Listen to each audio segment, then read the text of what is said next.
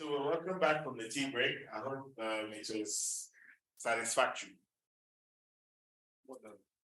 Very much. Okay, please, if you have any complaints, negative remarks, we want to hear that. We know the good sides. Yes, you guys are good. Yes, it's fine. We love to hear that, but we need to hear the criticisms more so that we can make it better next time. Thank you so much. To our online participants, thank you so much for joining us again. I can see 2 chat questions. Can we pull them up, please? Mr. Shegun. Oh, the audio sounds really busy because no, we're just resuming the class now, so you don't miss anything. And we are going to be starting our next class. So guys who are in the room, I understand that sometimes you would prefer to have the member of faculty in the room with us. And the people online are always feeling bad, thinking, oh, they're always in the room and they feel left out. But this time, we're having like a combined engagement. But today, all our lectures are going to be virtual. And the reason is this. So our members of faculty are really busy and they had to create time to join us.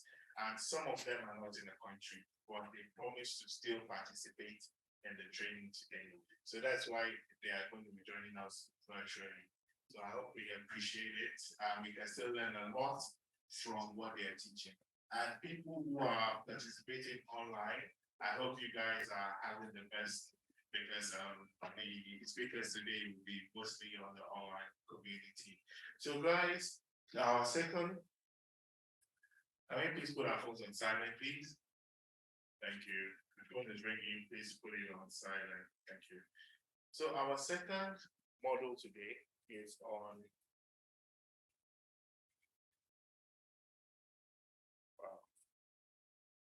yes, so our second model for today is on ESG and risk management. Now, like we said yesterday, so many of our speakers mentioned ESG a couple of times. You can remember. Yes, we can all remember, right? And who can remember what they say ESG was? Sorry? Environmental, social, and governance. Great. So we're going to be delving a lot more into that today.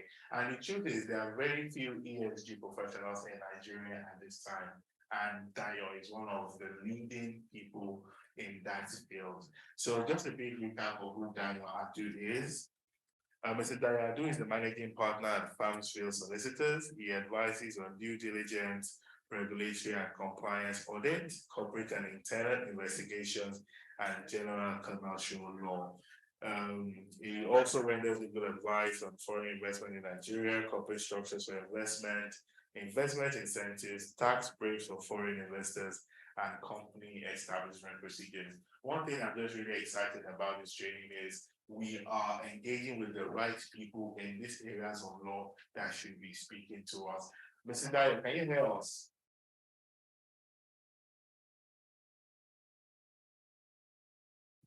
Can you hear us from the room, sir?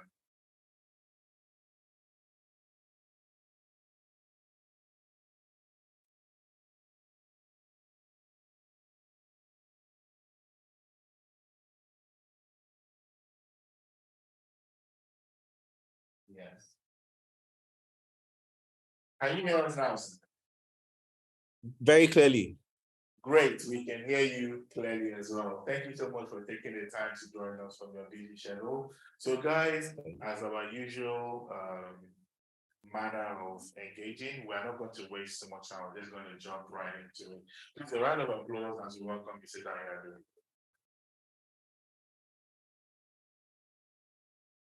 Over to you, sir. Thank you very much.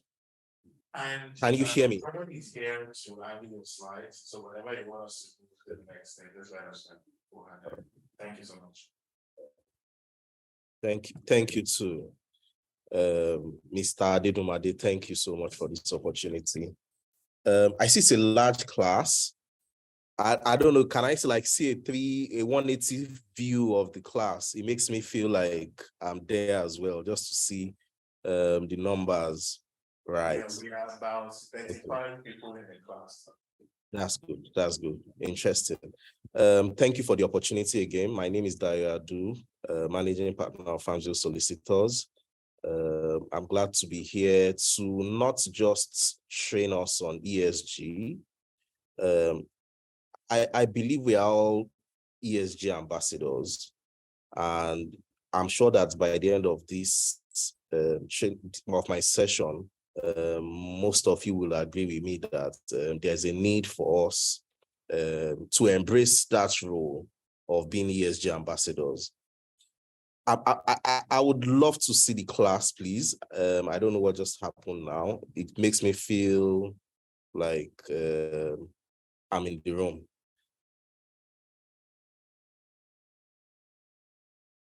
Can you hear me, please? Yes, sir, we can hear you, and we are going to. Can you see us now? I can't.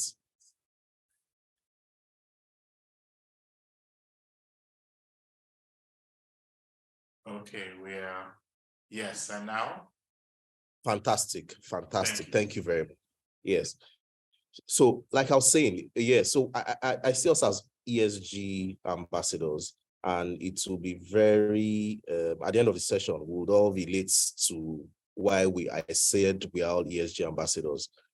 To start with,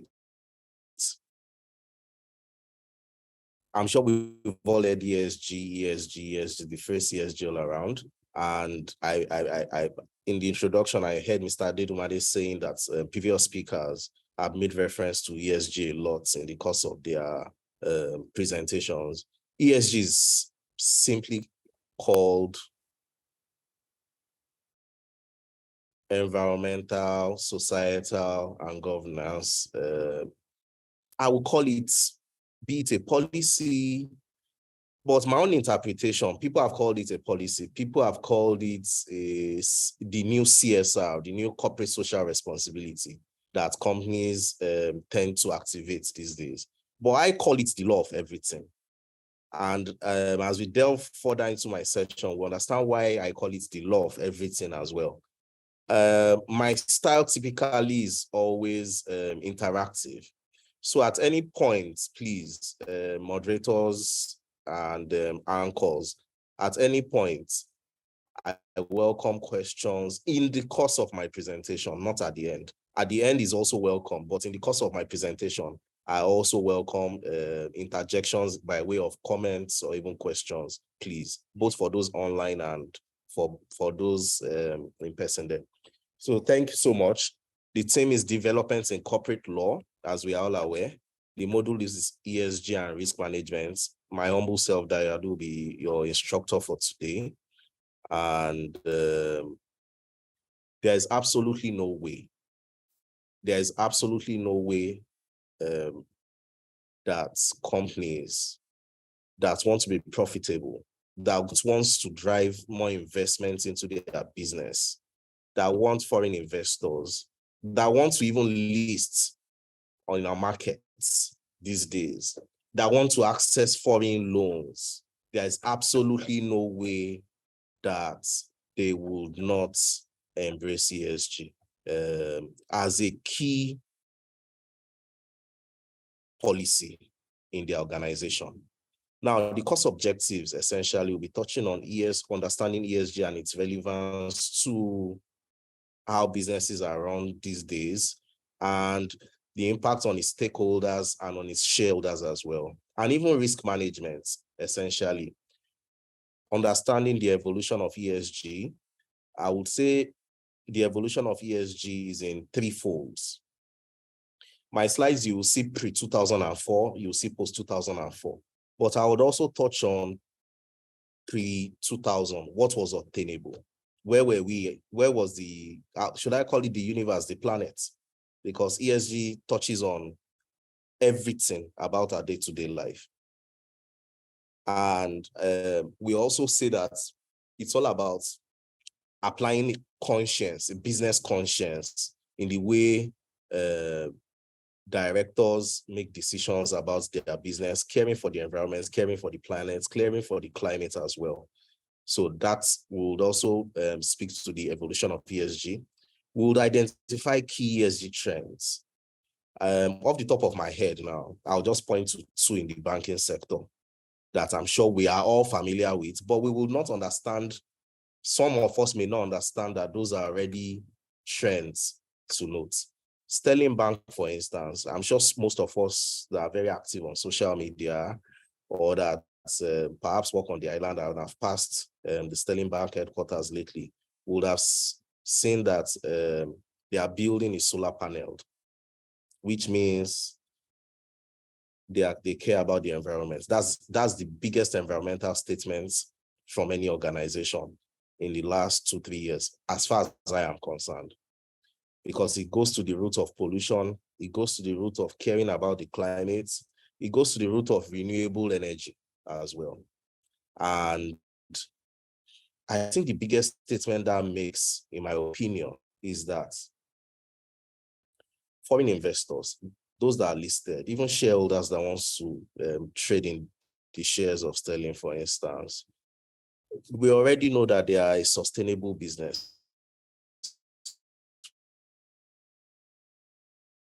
which means that, one, the planet people, and it is of interest to major foreign investors to see that sustainability is at the root of their business. So there is absolutely no way that they would not be profitable indirectly. So when we'll also get into the trends, and I will touch more on that.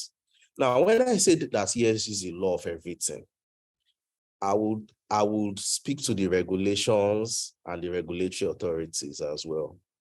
I'm sure some of us may be aware that in the Companies and Allied Matters Act, for instance, there is a provision there that says that directors will be held liable for the operations of their business in the environment where they do business. That, in my opinion, is a very novel provision in that legislation, because prior to the enactment of the CAMA, there was no liability, direct liability, as it pertains to directors individually.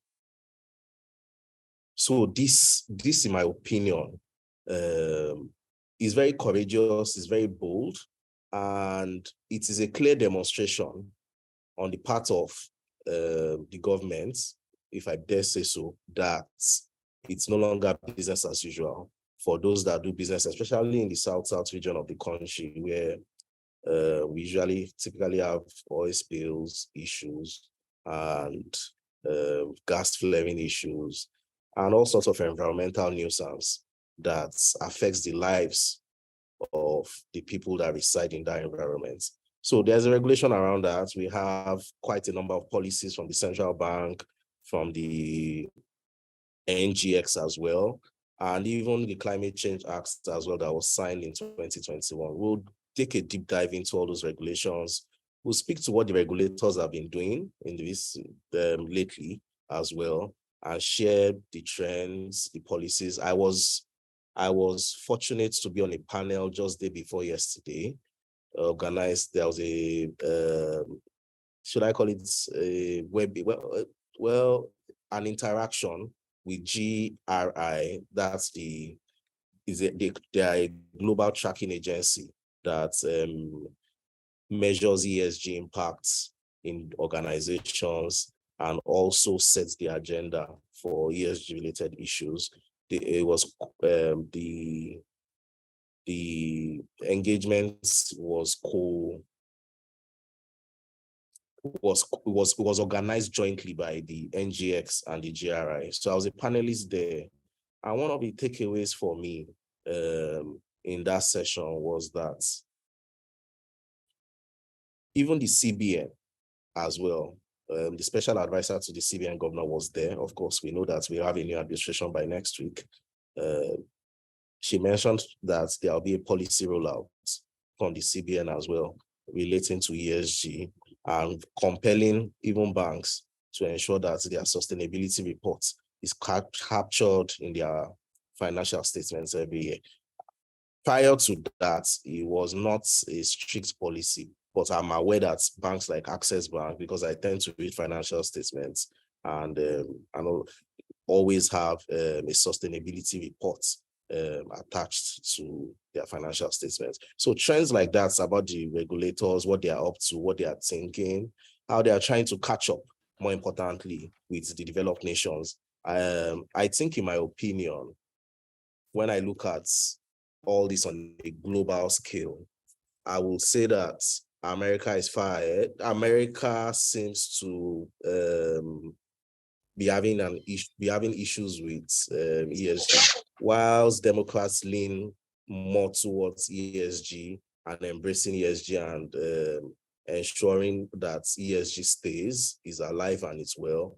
There's sort of like a pushback from the Republican Party as it pertains to ESG. But compared to Europe has embraced ESG in totality. There are clear commitments to various agreements and protocols, the Paris Agreement on the environment, COP26, all the countries that subscribe. I'm sure would have heard they want to phase out fossil fuel cars. They want to move to electric this and all of that. So that's all comes into play. Now, table of contents.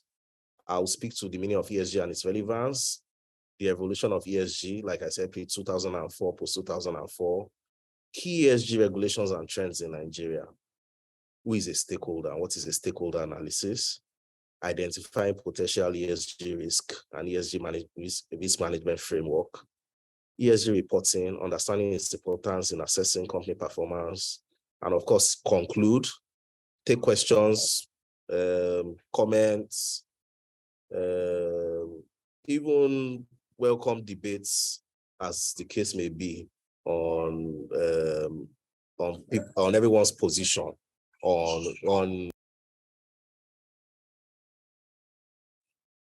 meaning of ESG and its relevance. Like I said, at any point in time, I welcome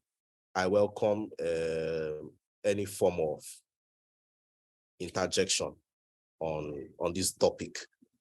ESG is called environmental, social, and governance. I think it was coined by some investors and shareholders at some point in pre-2000, where investors wanted to. Sorry about that. 1 second, please. Sorry about that.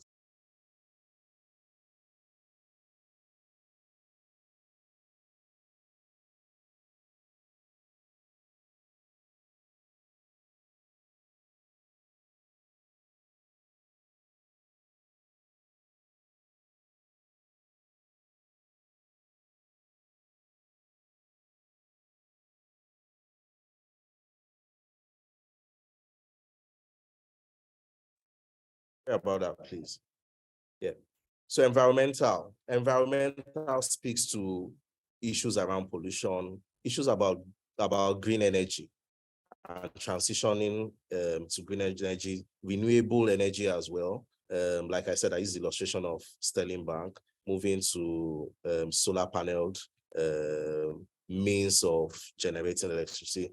Mostly in Nigeria, I think we're even largely compliant. In most homes, we tend to see that everyone has an inverter these days, and that sort of reduces noise pollution and also helps with respect to the carbon emission from generators as well. So that shifts.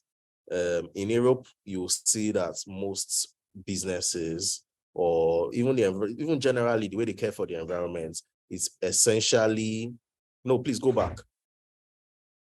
Please go back to the slide. Yes, thank you. It's essentially centered around having panels, wind panels generating electricity. It's not the crude means that we've been adopting in Africa, and we still continue to adopt. So there has been that shift.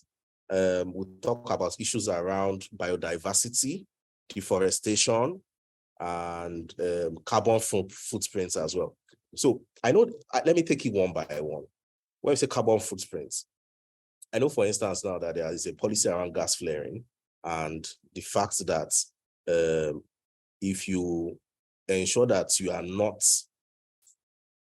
flaring gas above a particular metric cube, then you will be getting some form of tax rebates. I know there's a policy around that in Nigeria, but the truth is that when we compare that to what the oil majors are making, they don't tend to want to switch in that direction of reducing their carbon footprint, because at the end of the day, they still tend to make a lot more money when they flare the gas. But now it's about where do we strike the balance? And my own opinion on that is we need to ensure that we have stricter penalties for oil and gas companies that do not comply with this policy. It's not for us to have a policy for the sake of having policies around that. And when we have stricter penalties, there is no way that they will not wear their thinking caps and try to ensure that they do business the right way, caring about the environment. I'm sure some of us may also be aware of this. There are two cases. The Shell case in Nigeria, where there was an award of close to about something billion that was determined by the Supreme Court. I think that was sometime early last year. Whilst just about 3 weeks ago, there was a matter filed as well in the UK, and the Supreme Court in the UK did not rule in favor of the claimants in that matter that had to do with oil spill as well. They ruled in favor of Shell, essentially on the issue of the crux of that matter was to the issue of jurisdiction, and also to the fact that the nuisance did not continue abate, did not continue for a very, very long time, that the claimants were not able to prove that as well. So I feel like if the government steps in more and plays their critical role on the issues of the environment, and make sure that the policies are even passed into law, not just a policy for a policy's sake, to just show that we have something, I think it will be very helpful for us as a nation. Pollution mitigation, waste management, even water usage as well. All these matters. I imagine that in offices where people work and do business as well, you are supposed to have this of, do not waste water. There should be those policies in place as well, because ESG is the response. There's the individual responsibility elements of ESG, and then the corporate element as well of ESG as well is also very critical. So when we marry these two, we would have a robust commitment to ESG related concerns. The HES has to do more. So I've had an opportunity to sit at various forums with human resources professionals, and the S element of ESG, in my opinion, it's all about the people.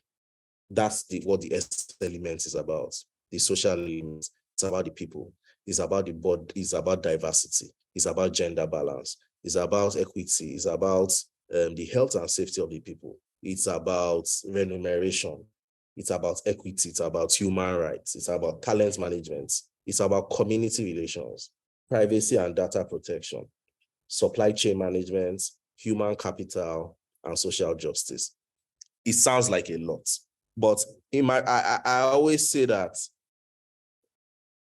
I like the fact that it's in the middle, because without the people, there is no business, there is no profit.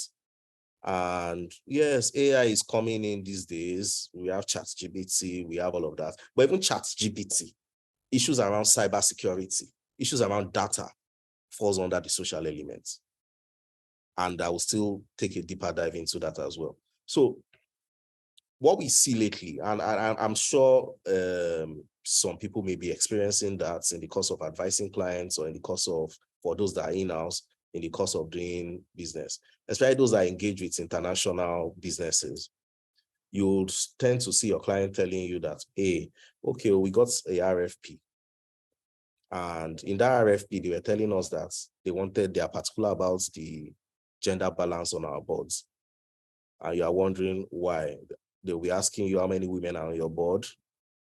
They want to know the history of your board, even dating back 8 years. How many women have passed through your board in your organization? What's the balance of men to women, or at senior level, at mid-level as well?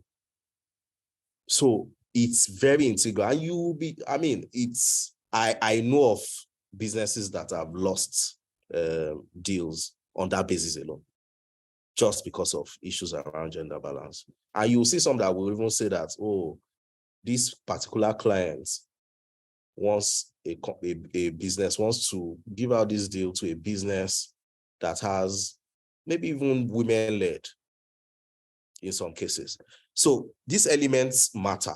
And I think I will point to a particular organization as an example, in my opinion, that is getting it really right when it comes to gender balance and diversity on their boards. And that's Hess Holding, Tony Elumelu. Under Hess Holding, with the structure they have, by the time you look at all the subsidiaries of their businesses, from Transcorp to this to, is majorly female-led. And I think that is a brilliant statement on their part as well. Maybe that's why they keep growing and expanding rapidly lately.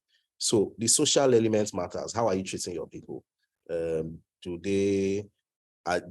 safe are they at work? Like I've said, the legislations are there. How, when they get to work, do you do fire drills in the office? Do you have protective mechanisms in the office? Is this safe? Is this safe for purpose? Is there pay equity? So we have a situation where she's a lady, I beg, what responsibility is she carrying? Let's just give her XX amount salary. Pay parity, pay equity is very important. For those that watch football and all of that, you see that, you'll be hearing female teams are complaining that the bonuses they are getting is far lower than what the men are getting. So those are key elements now that matter. And just to digress a bit, international banks, JP Morgan and the likes, what we realize and one part of the trends we are observing now, although I think I'm speaking to the governance element now, is that they've set aside about 25% of the funds made available for loans. They've set it aside for sustainable businesses, which means that before they loan out monies, they want to see your ESG policy. They want to see what you have done. We call that ESG mapping. They want to see what you have done. They want to see your immediate commitments, your near future and your future as well, your future commitments to ensuring that you are improving your ESG index. So most lenders now, there is absolutely no way that you will approach a lender, an international lender, for a facility, and you would not have a sustainability plan in place to present to them about how you do business. Absolutely no way. So it's here to stay. And maybe that's why, because of maybe I lean more towards the fact that it is here to stay already because of all the points I've made. And it's also the social element as well. And I think this is very important for me to state for lawyers in the room. There are opportunities there as well.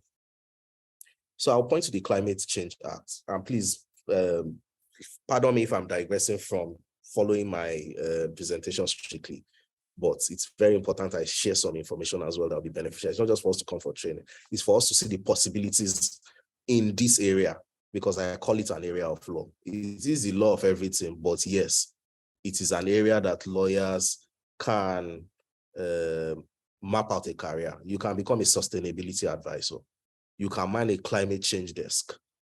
You can be an ESG advisor as well to businesses. It's not like to share my own experience, it's not like I just happened to this. I took international, I went to University of Cambridge for this and a few other courses here and there, and here we are. So it's something that is here to stay. And The Climate Change Act, for instance, backs it up. It says that organizations that have more than 20 people are expected to have a sustainability officer in their businesses. I know most international companies have that. Most banks as well have a sustainability team. So it's just for us to see that if you feel like you have a depth of experience in corporate governance related issues, all you need to do is marry ESG to it. And I think, hey, before you know it, you're probably swimming in your millions and your billions, as the case may be. It's here to stay. So I think we must thank the organizers for this because, like I said at the beginning, it's more of the awareness aspect that is very critical. And that's why I'm more than happy to share my thoughts and to enlighten us more about ESG related matters. The G covers the governance of the E and S categories. It speaks to the composition of the board, the structure of the board, the oversight and compliance responsibility of the board, the executive compensation, and issues around bribery and corruption as well. Because where there's a clear commitment, we know some businesses that we know, hey, I beg, their government, they will always have their way in how they do business. While we know some that they will know with every agency, they will know these ones, they know they give shishi. You know, they have a very strong and robust ABC policy. That's an anti-bribery and corruption policy in place. And they still manage to do business and remain profitable in this environment. I know some, but although I won't be mentioning names, obviously.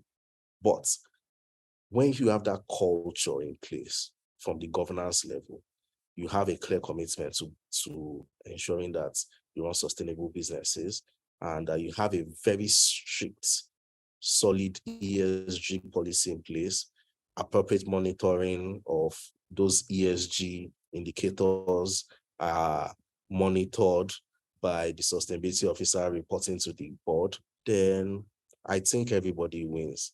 And overall, there'll be a cultural impact, not just at a corporate level, but at an individual level as to how we do business as well. Next slide, please.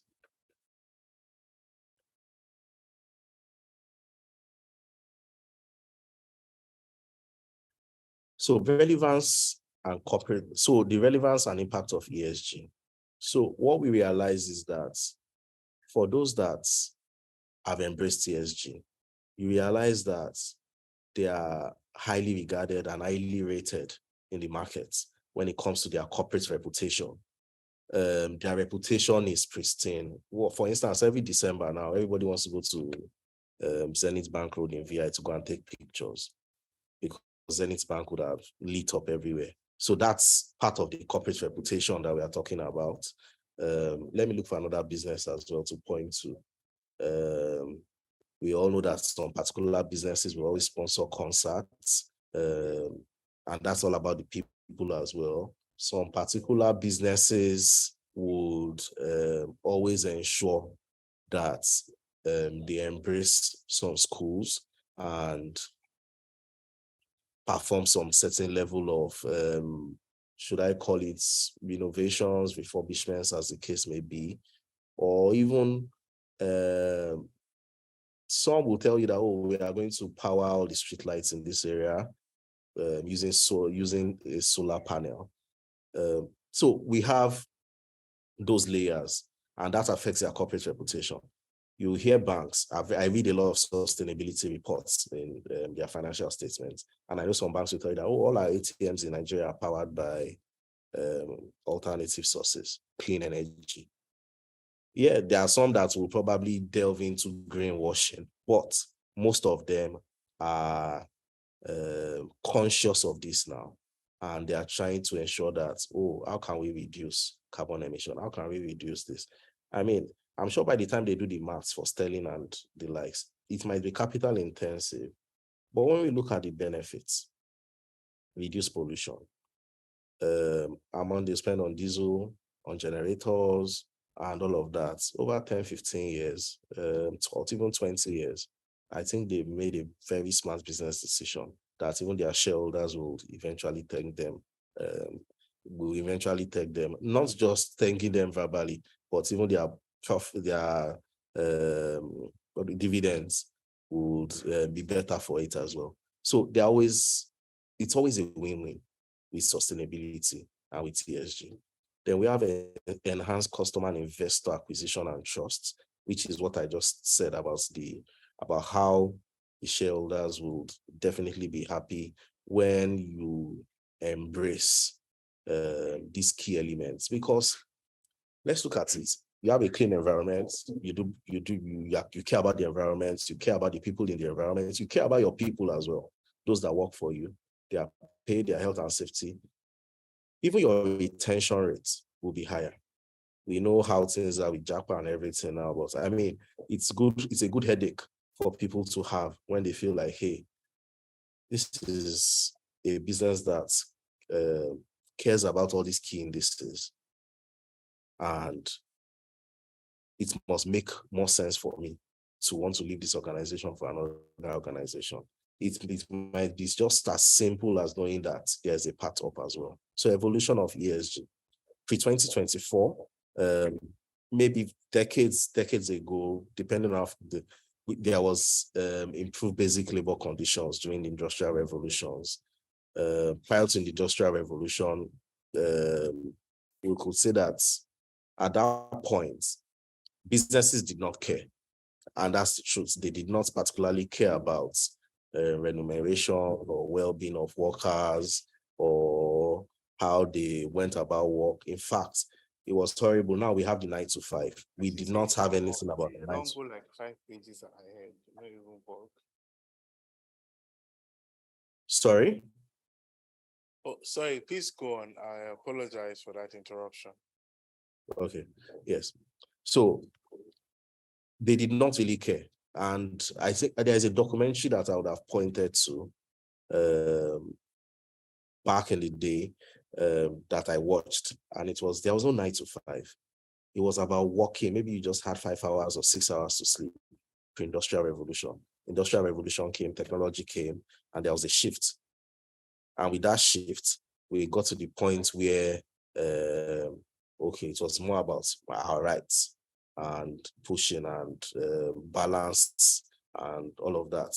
Pre-2004, yes, technology started creeping in. Internet was more available, widely available. And what we realized was that there was now a lot more push at the United Nations level for sustainable development goals. SDGs became more of a thing. And we now saw that there was a shift into, I would say, more of CSR initiatives, not essentially ESG. But there were people pushing quietly, let me say quietly, and ESG started to emerge. And from then on, I think it became, in my opinion, from the late 2010s into pre-COVID, we started hearing more about it slowly and gradually. Then there were campaigns pressuring companies into fairer and more sustainable business practices. This caught on, and we had the SEC, the NGX releasing rule books. UN started organizing issues around the climate, because prior to that, there was always a pushback. I'll point to ExxonMobil. There was a time they did their annual shareholders meeting, and they kept quiet around the issues of pollution and some research that had been done in the past about the impact of their business on the environment.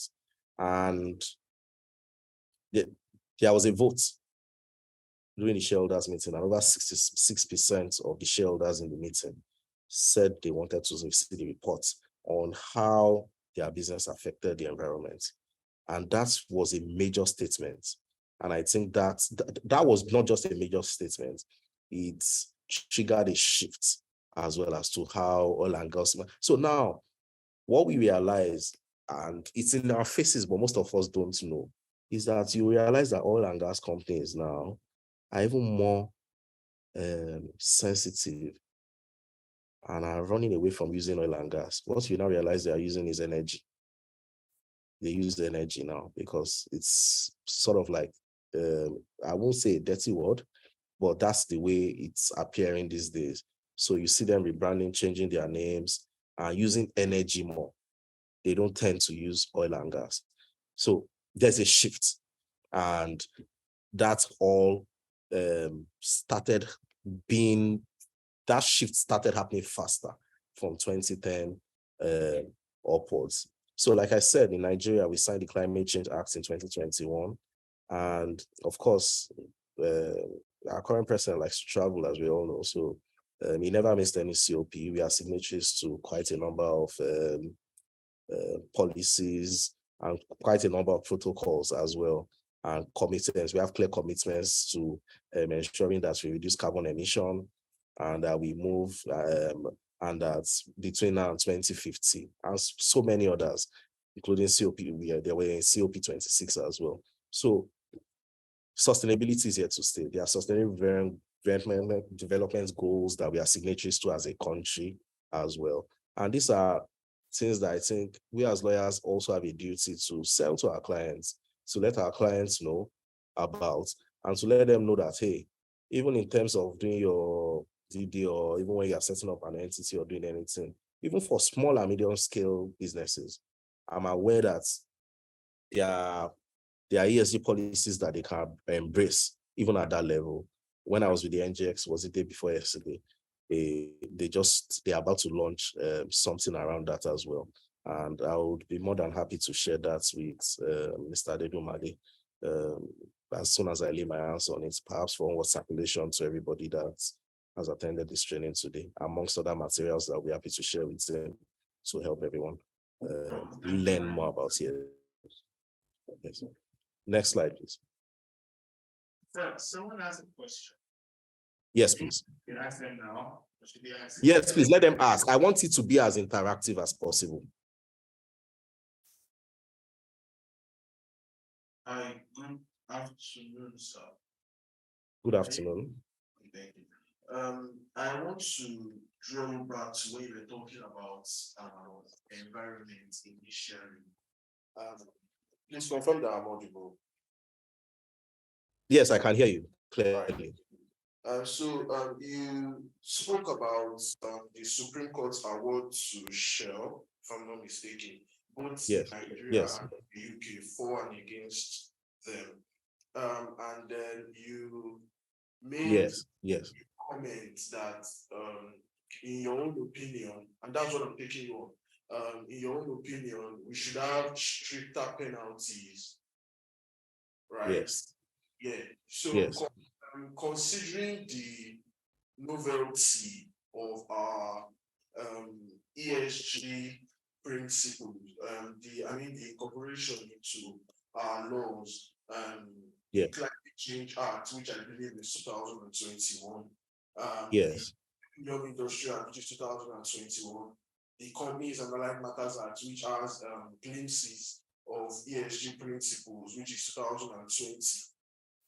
Considering the novelty in our laws and considering the need to balance up with investments, especially recurring investment, I'm talking about foreign direct investment that have been here pre 2018 in terms of the Shells and Chevron and all that, and the need for them to continue to exist and boost our economy. How do we balance this? Having stricter penalties, I see it as unfeasibly, or I don't know. I don't think stricter penalties, in my own opinion, I don't think stricter penalties are the way to go if we are going to keep encouraging investments. I believe that we should initiate penalties, but not strict penalties. We can delve into it like little by little. The penalties can get stricter as they go, introducing policies and regulations and codes to ensure that there are penalties. For instance, there are, as you mentioned, there are gas flaring regulations, right? The Petroleum Industry Act has decommissioning and abandonment principles and all that, which also introduce penalties. But I don't think, do you think stricter penalties are the way to go, especially when balancing with investments, which are dire in this Nigerian economy? Yeah, sorry, I didn't get your name. My name is Samuel. Samuel. All right. So thank you, Samuel. Thank you for sharing your viewpoints. Okay, I sorry to interrupt you, but someone here says they have a response to Samuel. I wanted let's person to speak. let's take him there. I'll speak there. Yeah, thank you. Okay. If you look at the provisions of the laws on environmental provision generally, we see that they are always permissive provision. In the sense that they are always permissive provision. The law can say in one section it is prohibited. Then another section, there will be a section that permission will be granted for flaring. For example, section 104 of the PIA, prohibited gas flaring. While section 107 made permissive provision for gas flaring for testing and startup. What I'm saying is that he's saying that it should. What I'm saying is that he's saying that there should be stricter penalties, right? Stricter penalties. So I understand the permissive gas flaring and the extent to which law may allow some things. But I'm saying in terms of like unpermissive gas flaring now, right? This sure you may not hold them accountable for every gas flaring, right? Because we want to continue to do business in Nigeria, whether you like it or not, they contribute the rest of the economy. So if you keep holding them accountable for every gas flaring, permissible or impermissible, I don't think they'll be encouraged to conflict with business in Nigeria. And as you know, there's already in other economies in divestment that is going on, in which like they're trying to separate their general group assets from Nigerian assets. So like it's possible that it's going down and the economic problem. Okay, so we have another response. Okay. Yes. This is what I like. So in my humble opinion, I feel we do not necessarily have to have, active penalties. She made reference to the PIA, and I know in the PIA there's a provision for example, host community development trust. And these companies are mandated by law to set up these community trust funds and organizations. In a way, I think this is the penalty. It is passive in nature, but these are creative ways to address issues like this. So yes, you carry on like in Gombe, for example, now where they are doing extractivism activities. Yes. In place to set up these community trust funds. So in essence, it's a way of carrying the community along while remitting part of their gross earnings to the community.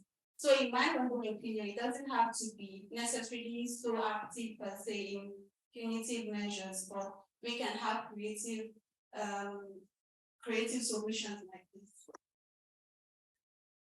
All right, we are going to be having a battle of responses here. Allow me to say, Mr. Dayo, if I Yes. I believe that Yes. points that my learned colleague, I believe, yes, just me. I'm falling back to the initial points, which became with you. I believe you had passive and active limited measures in mind when you made that statement, stricter penalties. Yes.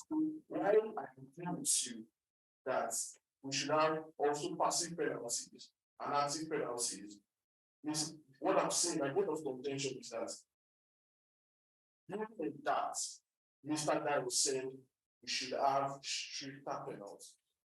So what we have on ground may be fine, may be working, but is it advisable for us to have stricter penalties, even with what we have right now? That's my question. Okay, before you speak, Mr. Diane, one more comment. Okay. All right. Thank you. Since you've encouraged us to speak as you present. Yes, please, let's do that. I like it that way. I just want to bring this to the fore. you mentioned Cambridge, I guess you are referring to ALP. You realize that ESG was heavy, on that course. And then wait, sorry, I didn't hear you clearly. I didn't hear you clearly, please. You mentioned Cambridge earlier on. Yes. Yes. If it was ALP you attended, you realize that ESG was heavy, on that course. The ESG in Nigeria is still relatively new. And then you said Nigerian had signed on to the policy. The problem we have is we can sign on to all the protocols and so on for years. But the important thing is for it to be domesticated. I think since you are now a practitioner, I think you should join hands with other practitioners locally to push the government to really sign and to domesticate it so that we can push it forward. Because, hello, are you listening? I'm with you.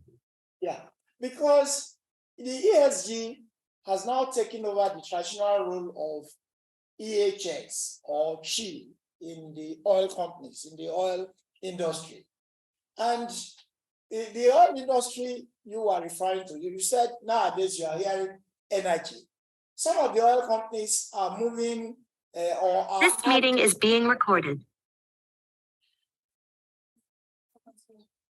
Hello. Yeah. So some of the oil companies are adding things like wind energy, solar, all sorts of things to what they are doing to shift from oil and gas to energy. That's why you are hearing energy now. To clean, to clean energy.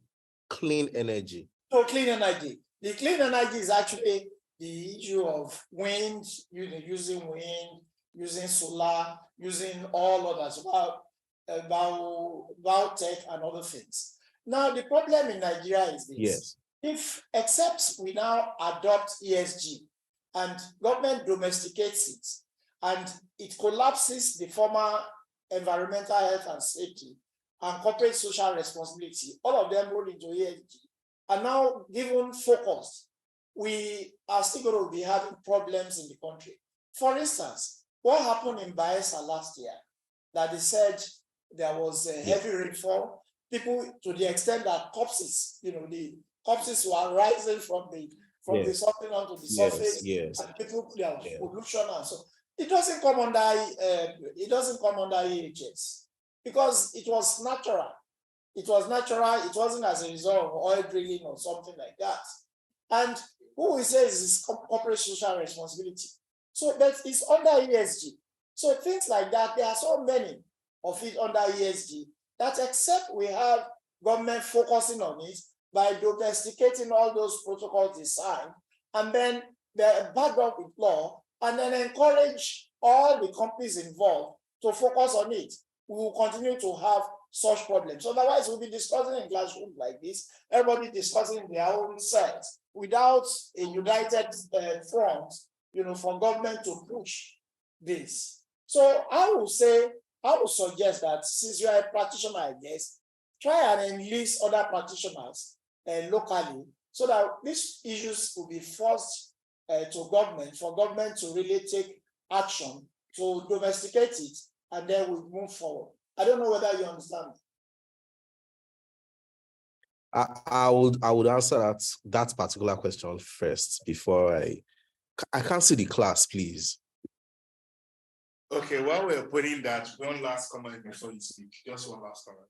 Okay, please. But I would like to be seeing the class, please. Thank you.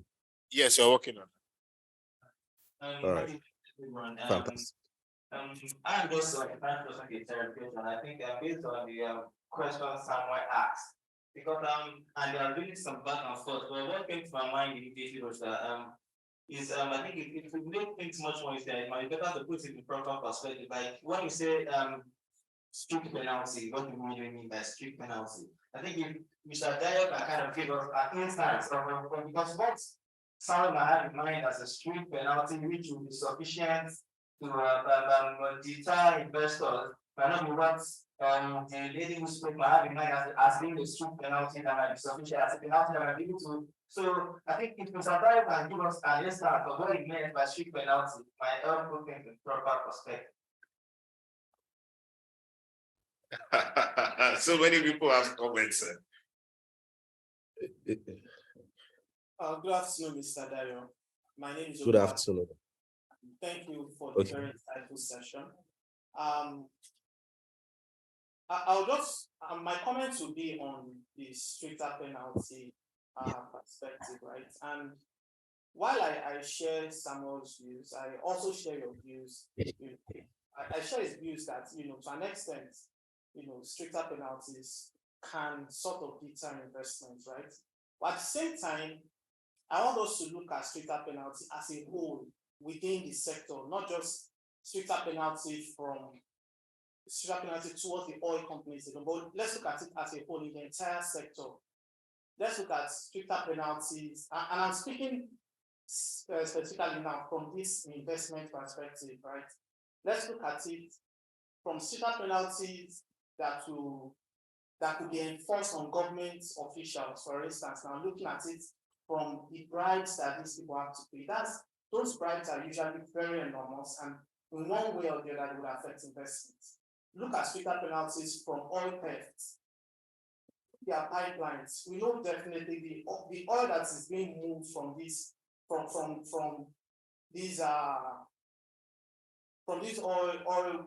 blocks and the likes. Before it gets to some of these refineries, a lot of those oils are being lost. Stricter penalties in that aspect also is not going to deter investment, it's going to enhance it. And if we don't look at it again, take a bit of extension, look at some other developed countries, you will realize that in these countries, they observe the number of these rules and they make significant profits. But what we have here now is some sort of recklessness in how they operate. So how do we how can we cap this recklessness? How do we bring in stricter penalty? While to some extent there's some sort of permissive angle to it, but how do we ensure that this recklessness is not the order of the day? And at the same time, they can still make, because we look at those developed countries now, some of them, you don't have a lot of these oil thefts like we have here. We don't have, bribery and corruption being the other way like we have. So all of these things put together, we look at stricter penalty as a whole, governing or being implemented on both the oil and gas company, the government, the citizens, you and I, look at it from that whole perspective, we'll see that it will even attract investors rather than deter them. That's my yeah.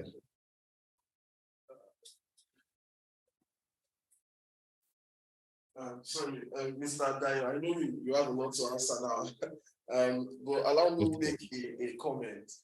For what he said about what qualifies to be stricter penalties, I believe, yes, from your answer, please, I would like a threshold because I understand it should be very limiting. What I have in mind is definitely not what she has in mind.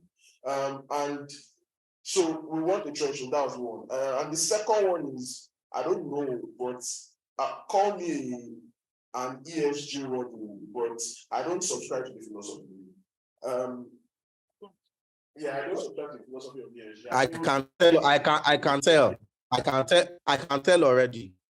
Yeah, I feel like it's not, it doesn't cover the food because the law, you are going to expect compliance for the law when you're talking about in a corporate organization, we're always forgetting the persons with just the 100,000 naira share capital who are also expected to file financial statements. Will they be putting ESG, blah, blah, blah in their annual report and all that? I don't think it's feasible. So I don't think it's comes across. That's my philosophy. I know that we have a lot to do before we get there. And it should not be anybody that should subscribe to ESG compliance. So that I won't have to add back and forth. I want to pick up on when you're talking about social. I talked about it's a lot more debatable. You talked about females asking for equal pay for sport. Yeah, but it's,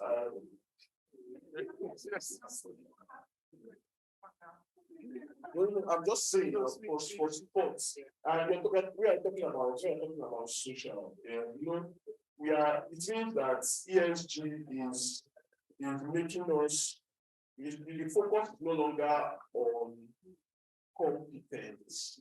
The focus is no longer on ability. The focus is now satisfying requirements, which doesn't help both the company, doesn't help both the society at large. So you are taking away competence.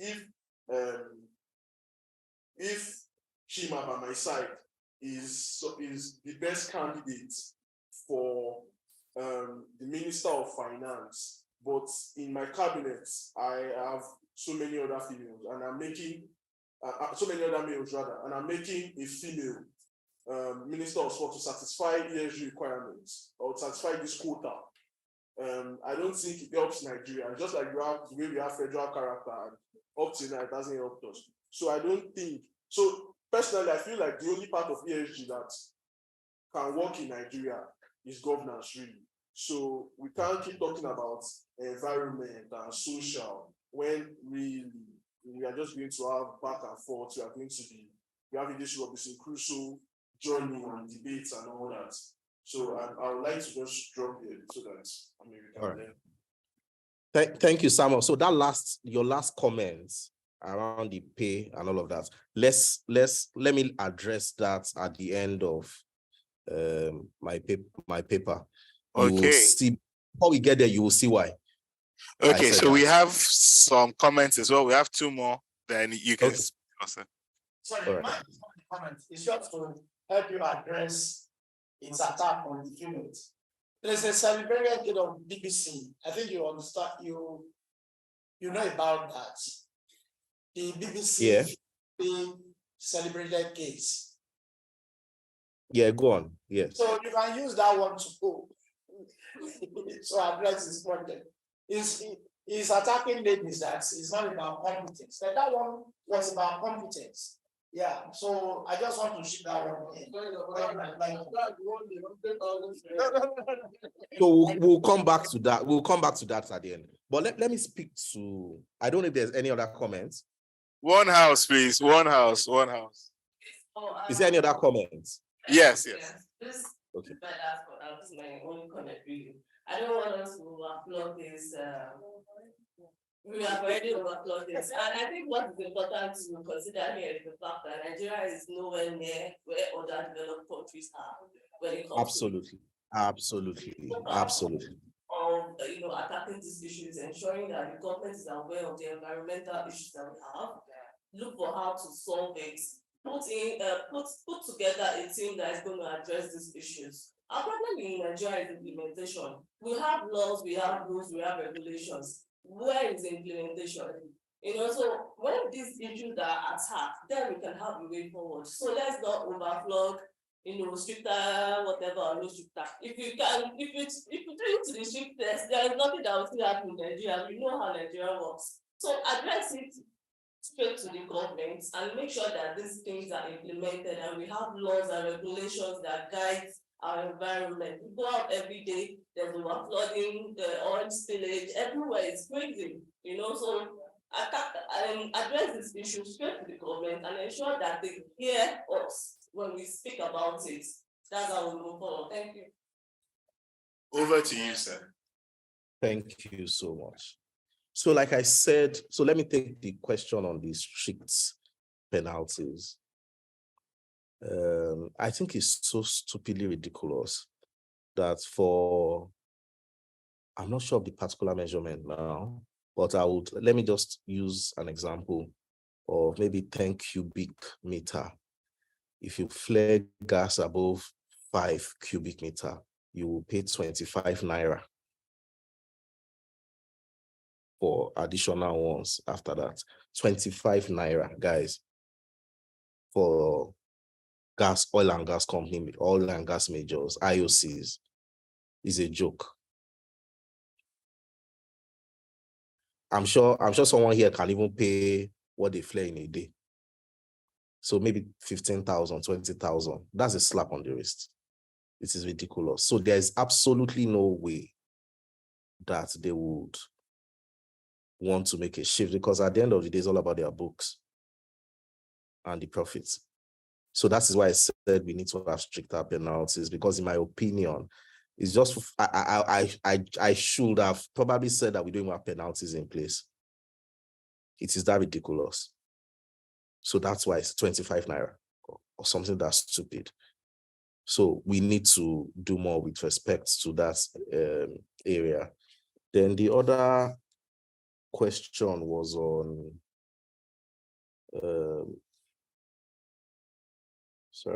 equal pay. Then I think we had one on,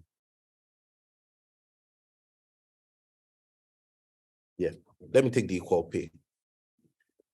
What we are not saying with equal pay, we are not saying that, ensure that, because we have 5 women and we have 10 men, and the 10 men, perhaps we do an interview for 4 board seats. There's absolutely nothing wrong with saying that, we want 2 women and 2 men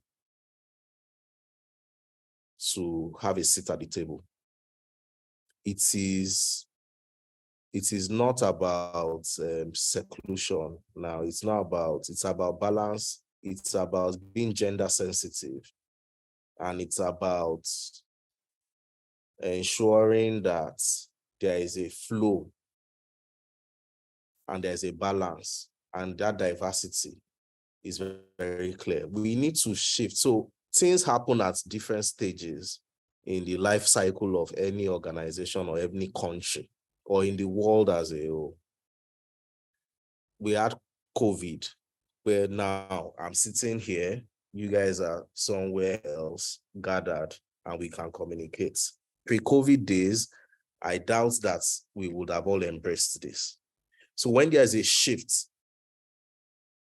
in how businesses run, or there are new technologies that can aid business, it's not, or even new policies. New administration now, you'll be hearing 30% commitment to 30% affirmative action for women to, for 30% women ministers, or on this position, cabinet, 30% this, 30% that. It's because there is an obvious bias that, in my opinion, there is that possibility to wave them aside and feel like, hey, I beg, it's not compulsory. We need to be gender sensitive, because women add value. Women bring a lot to the table as well, especially competent women. So we are not saying just pick a woman for woman's sake. Look at Transcorp, for example. Look at the turnaround. If you compare their profits now, prior to a woman taking over, it's tremendous. So we have seen women sit at the table, and women have driven change. Women have ensured profitability for businesses as well. So, but we won't now make it an argument of a man, woman, No, we are not going there. All we are saying is that if Ronaldo is earning 250 million, we are not saying they should start paying female footballers or this 250 million. We are saying that, hey, gradually we need to bridge that gap. We need to understand that they are also entertaining people. They are also doing a lot. So it's all about awareness and speaking up about it. And like we said, we are still far behind in Nigeria. We are not even playing catch up. We are far behind. They are not even seeing us. The radar is not picking us right now. But there has to be that consciousness and that awareness. And that's why you see, even indigenous oil and gas companies now, you see Oando Clean Energy. You see the collaboration between Oando and Lagos State governments with the buses they are rolling out. That is awareness. That is a shift. It starts small, but someone has to drive it. Someone has to lead it. And is it better for society? Yes, it is better for society. So if it is better for society, then we need to be part of that process. It's gradual. It can't, like most people have said, it's not something that can happen immediately, because even the infrastructure in Nigeria would not allow it to happen rapidly. But it's all a plan. That's why we're having 2050, 2060. We've always had it, but we'll get there. Let me go back to my slides. Then we'll continue to take questions as we proceed.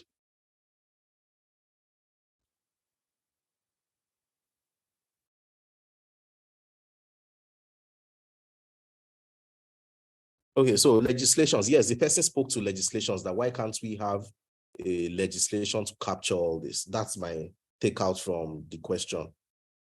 So, like I said, if you guys recall, I've been saying ESG is the law of everything, meaning that ESG is populated, it forms part of different laws and policies.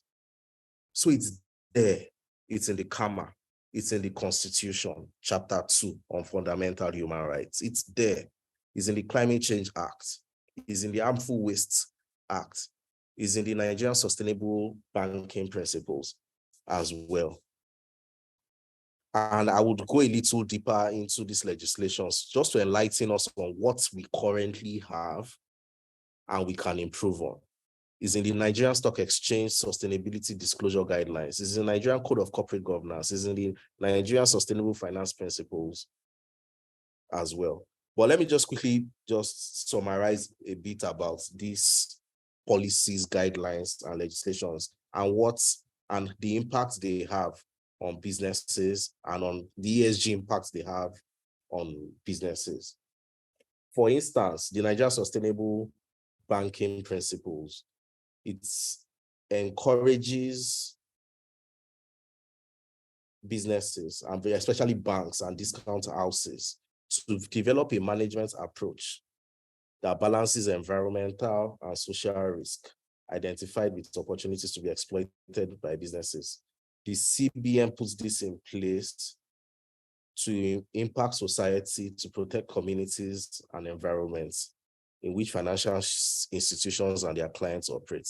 So even the CBN is, like I said, I was on a panel with the special advisor on sustainability to CBN Governor day before yesterday. She told me that she said it there that they are rolling out a new robust policy as well that all banks must comply with.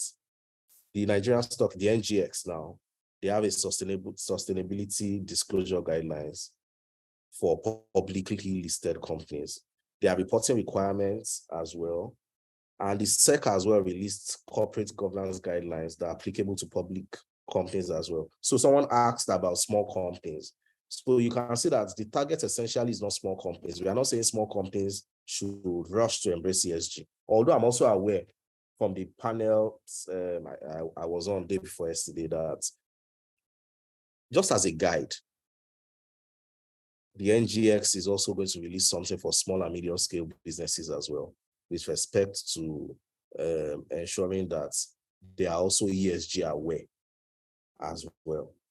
So the SEC released the corporate governance guidelines for public companies, which is to ensure that they recognize corruption as a major threat to national development and a sustainable issue for businesses in Nigeria. So we have the FCC Acts that we know, okay, applies to majorly both the public and private sector. The ICPC Acts essentially for the public servants, if I can put for public servants. But there are also legislations that we need to be aware of. We have a lot of international companies doing business in Nigeria, and we have two legislations that I think any ESG-focused lawyer should be aware of. We have the Foreign Corrupt Practices Act of the United States, and we also have, which is enforceable by the DOJ, Department of Justice, and we also have the UK Bribery Act, which is enforceable by the SFO, the Serious Fraud Office. Now, why I'm drawing reference to these legislations and the enforcement agencies is because they have extraterritorial application as well. So that's why sometimes you might read up and you hear, oh, there's an investigation going on in the UK about some bribes that were issued in an entity of a UK headquartered company in an African country. But where you have a strong ABC policy in place, a strong anti-bribery and corruption policy in place, that also oversees when I say that oversees procurement processes, supply chain management processes, it serves as a buffer. It serves as a guide. And the governance aspect of ESG, the governance elements of ESG, that's the board of directors, have a robust document to work with in terms of bribery and corruption. So I think what the NGX is doing is commendable. The SEC as well, what they are doing around that is also commendable. So when we talk about the Nigerian Code of Corporate Governance, we have the Financial Reporting Council of Nigeria. In 2019, they released a guideline as well about 28 broad corporate governance principles with recommended practices. Recommended is the key word there.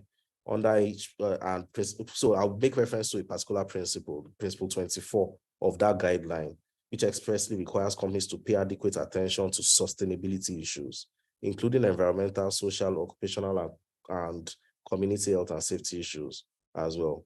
It also recognizes the establishment of ESG-related policies. So I've said it here.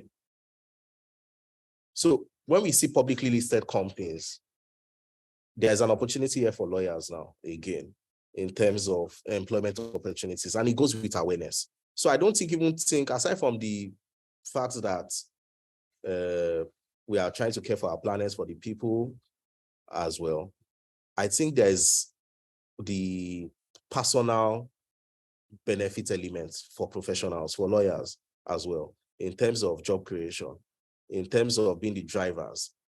So the same way we are seeing company secretaries now, I expect that we to start seeing so many lawyers sitting as sustainability officers in most publicly listed companies.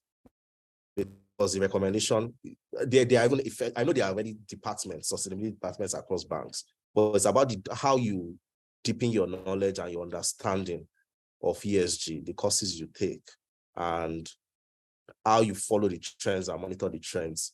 It's sort of, it will help you open your mind to the possibilities, to the opportunities in that space as well. So what it says is that Principle 26 recommends the establishment of ESG related policies and practices, and the board of directors are expected to mandate and monitor the implementation of these policies. So sharing a personal experience, I'm probably invited to oil and gas, banking sector, financial sector, make pitches, presentations, submit RFPs on being appointed as their ESG advisors. But what we tend to see mostly is they slow down, they tell you, oh, let's come back, let's do this. I can at the top of my finger, point to the companies that I know are very, very serious about embracing ESG. But why I'm always excited whenever we even get, whenever people reach out to us to say, oh, come and make a presentation about this, and how you can help us develop an ESG policy and even monitor the matrix and the impact as well, and generally mapping their ESG policy that is even already in place in some cases, is that the awareness is there. The awareness is becoming more. We're having green bonds now. I was also at the NGX when the first carbon emission bond was listed. I was at the closing gong ceremony for that as well. I think that was about 2-3 months ago. It's here, it's upon us, and it's for us to see and embrace and be part of it. So let me look at some ESG trends to worthy of sharing. I've mentioned Sterling Bank, IHS Tower, their sustainability reports. It was quite robust. Part of the things that they embarked on and delivered, they delivered localized renewable power projects and donated 106 units of 60 watts and 100 watt solar panel power street lights across states in Nigeria. So you recall I said that part of the ESG responsibilities or the sustainability responsibilities of most businesses lately, it could be about street lights, it could be, oh, we decorate here, we try to, not necessarily greenwashing. They are not claiming that, oh, they've essentially moved to clean energy. but there's a clear commitment. It could be, oh, all our ATMs is solar powered now. Access Bank is doing that. They have in 2021, Access Bank had over 240 solar powered ATMs across Nigeria. When you see those clear signs and commitments, it's something that I think we need to applaud as well. Zenith Bank is doing very, very well. So we can point to those companies that we feel are on track. And that's why I decided to share some ESG trends between 2021 till date. Next slide, please.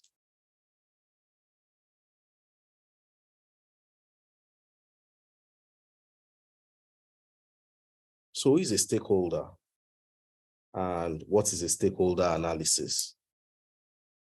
So I would go back to Stanford. This was an extract. I extracted this from my program in Cambridge.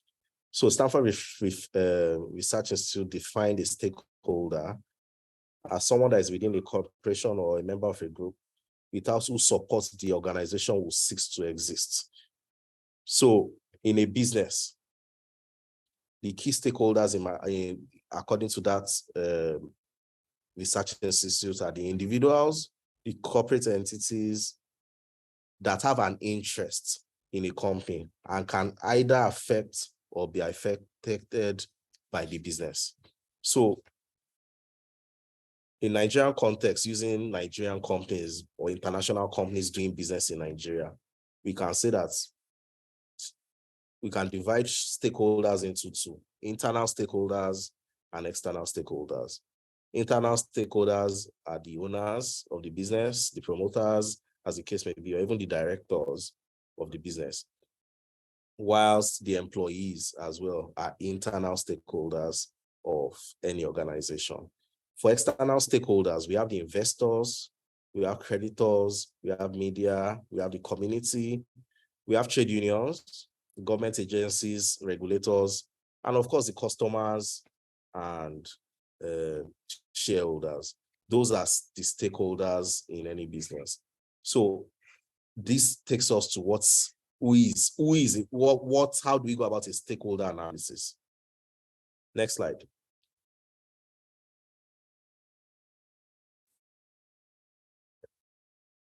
Stakeholders in ESG reporting are research. Okay, I've touched on the owners, the employees, those that are distinct. Please, can you go to the next slide, please?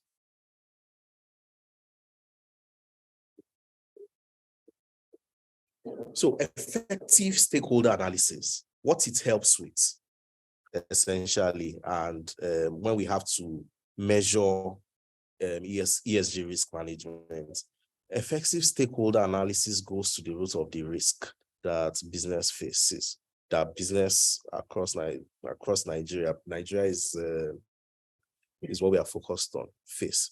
And the point we are going to highlight here essentially is to the root of, if you don't do this, what is the multiplier effect on both your internal stakeholders and your external stakeholders? So the considerations on a governance level, how do we even track the matrix as well? Because it's all about the matrix and the risk.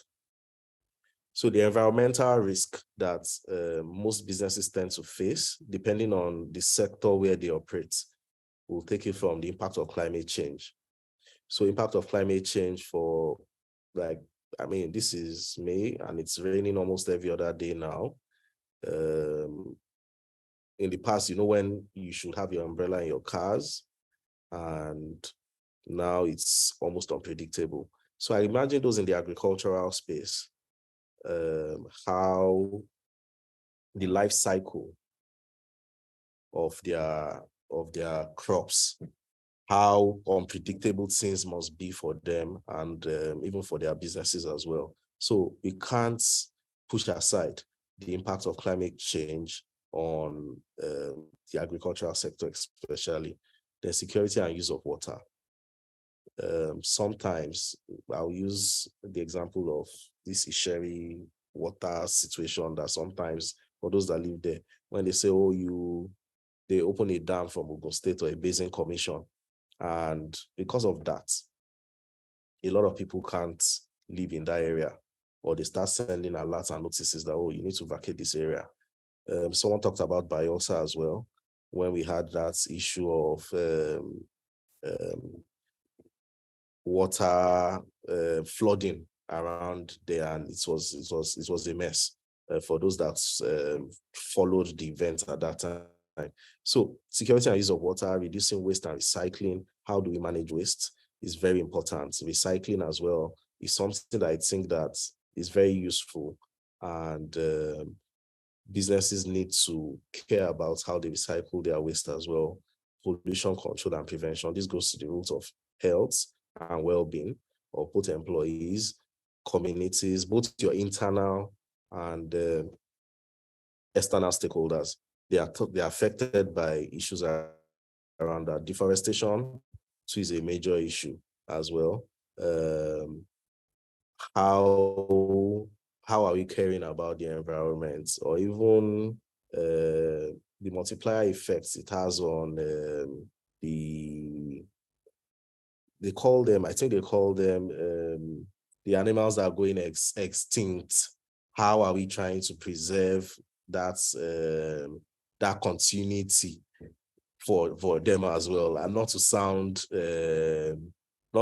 very white, if I can put it that way, but this matter. These singular issues matter. Safeguarding maritime resources, making the switch to a circular economy as well is also very critical. Then we look at social risk.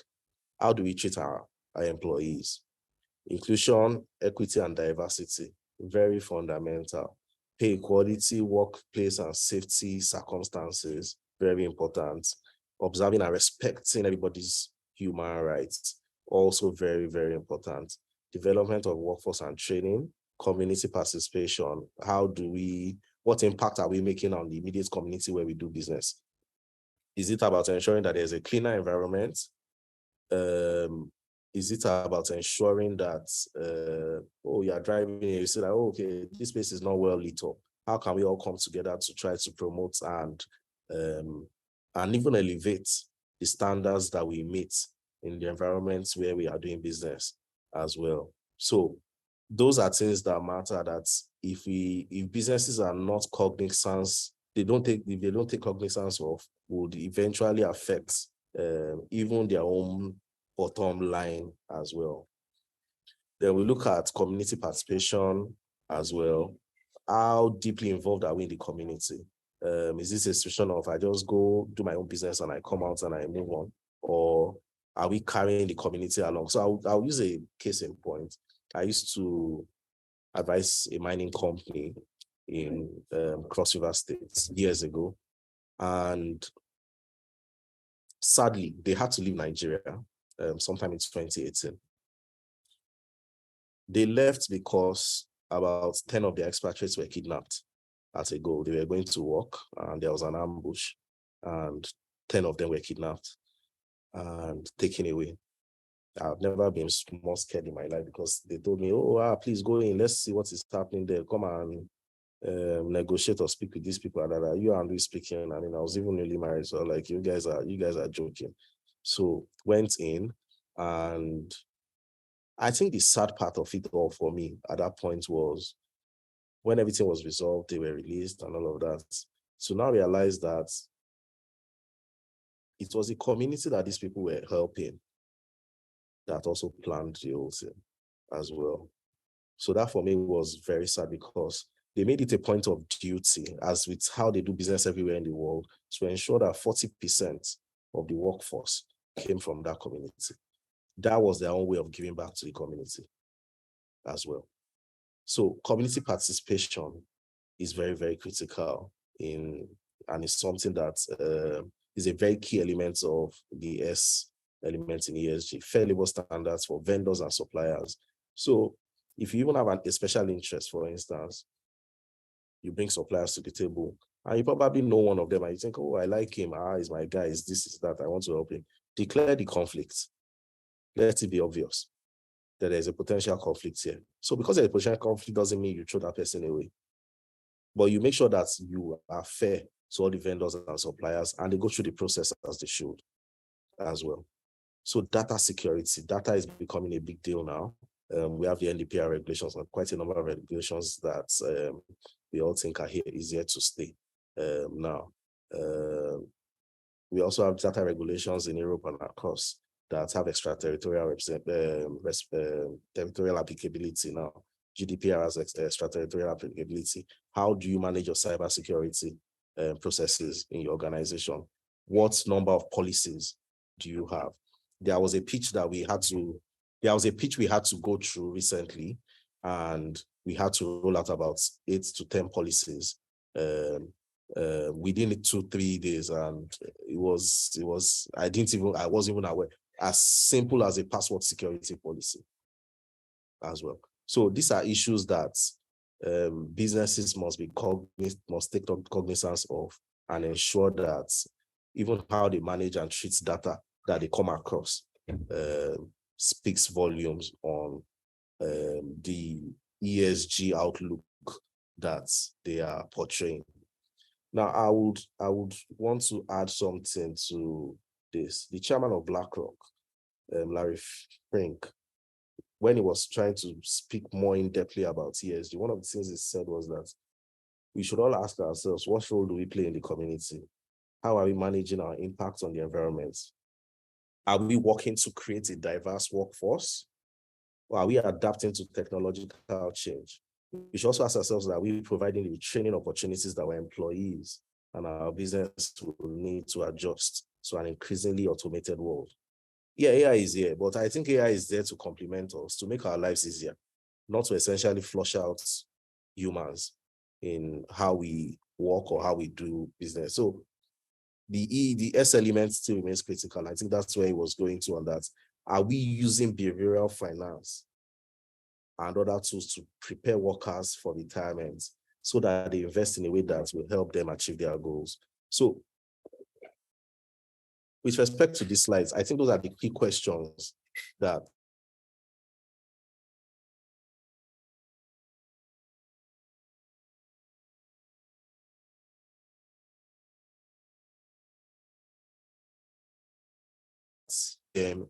understand as well. Next slide, please.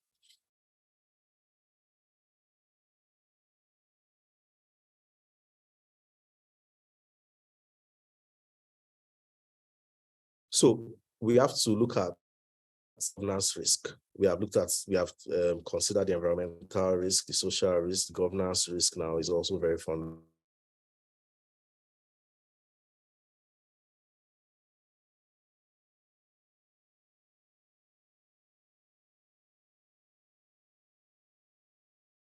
Here, with monopolistic tendencies of people around. So that is something that we must also pay attention to. ESG regulation compliance, including emerging regulations, also very critical. Transparency, open communications, grievance policies and processes, preventing fraud and corruption, compensation for executives, diversity of the board of directors, corruption and extortion, standards and regulations. For those that may be in-house or for those that may become ESG advisors down the line, these are potential ESG red flags. That is, simply put, what I've highlighted here are potential ESG red flags for any organization. So if you are invited to do some form of ESG mapping or audit of the governance element of ESG, you need to pay particular attention to what I've highlighted here. It will go a long way into helping you to develop appropriate policies that would guide the affairs of the board of directors regarding their ESG outlook and ESG plans. Next slide, please.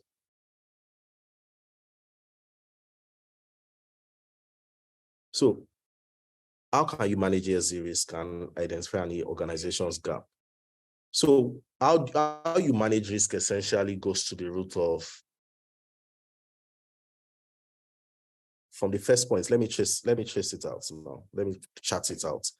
From the first point, it starts with you're invited to do an assessment or identify risk in an organization. And if you recall the last slide, I said that for the governance elements, I've highlighted all the potential risk in developing a policy for an organization.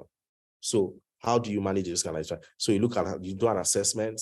The assessment typically takes about a month or two, because you have to have people, you have to request for documents, you have to also understand the vision of the business, their objectives, which areas.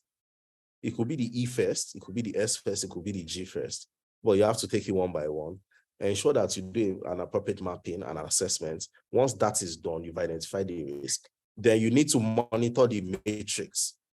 And in monitoring the matrix, it goes to the root of how you implement the gradual implementation. Very, very fundamental. Then you analyze the likelihood and the impact of each element to the broad plan of the business. You prioritize the risk based on business objectives. So the first part of the first set of meetings that will be had will be with the board of directors to understand what is of paramount importance to them in terms of their sustainability objectives. Then you remediate risk and develop implementation plans, which is gradual. So it might be first a 2 months plan that, we need to start ensuring that we have waste bins everywhere around our locality. We try to clean our environment. We try to make sure that the environment is clean. We want to try to contribute XXX to this. The monitoring takes place after.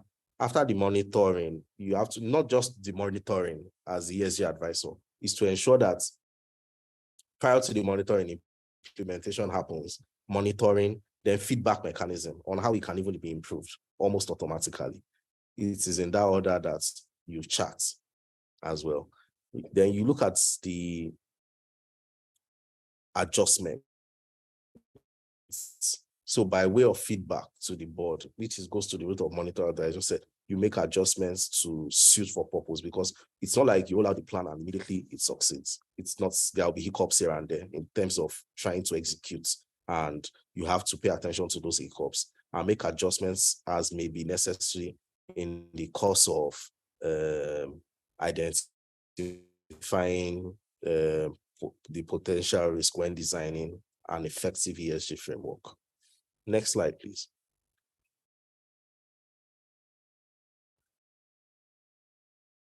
ESG reporting versus what is sustainability reporting? Sustainability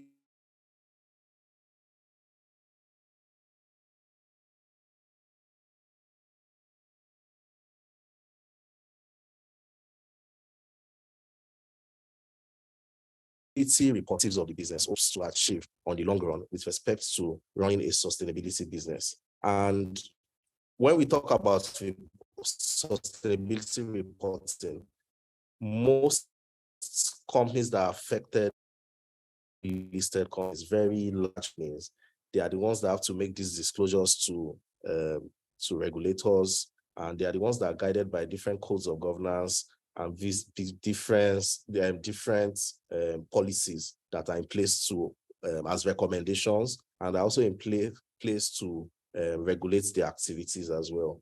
So I'll just focus on some policies, for instance, for policy elements. They are expected to make annual public disclosures and communication of their ESG goals. As the company progresses towards attaining them as well, they are also expected to make those reports. It requires companies to also disclose the risk and opportunities that their operations are exposed to across the ESG spectrum and their commitments towards sustainability. It's also used to measure ESG performance. Some of the organizations, so we have rating agencies for ESG performance assessments. We have the Global Reporting Initiative, the guidelines. They were part of the program I attended with the NGX some days ago. We also have the Task Force on Climate-Related Financial Disclosures. We have the Sustainable Reporting Guidance. We have the TCFD, the Task Force on Climate-Related Financial Disclosures. And we have, for the oil and gas sector, we have the International Petroleum Industrial Environmental Conservation association as part of the report, the assessment organizations that have metrics in place that companies can identify with or adopt in terms of their sustainability obligations. So I think I spoke about the ExxonMobil case, a case study of 2017, where they made sure that there was now a duty to provide disclosure on ESG matters, and the shareholders pushed for that in response to climate change related concerns at that time. Next slide, please.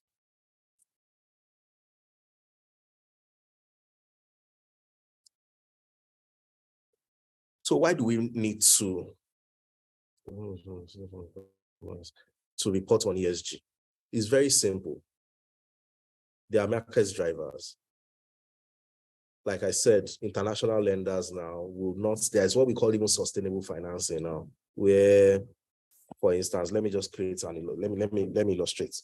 You borrow $10 million from a lender.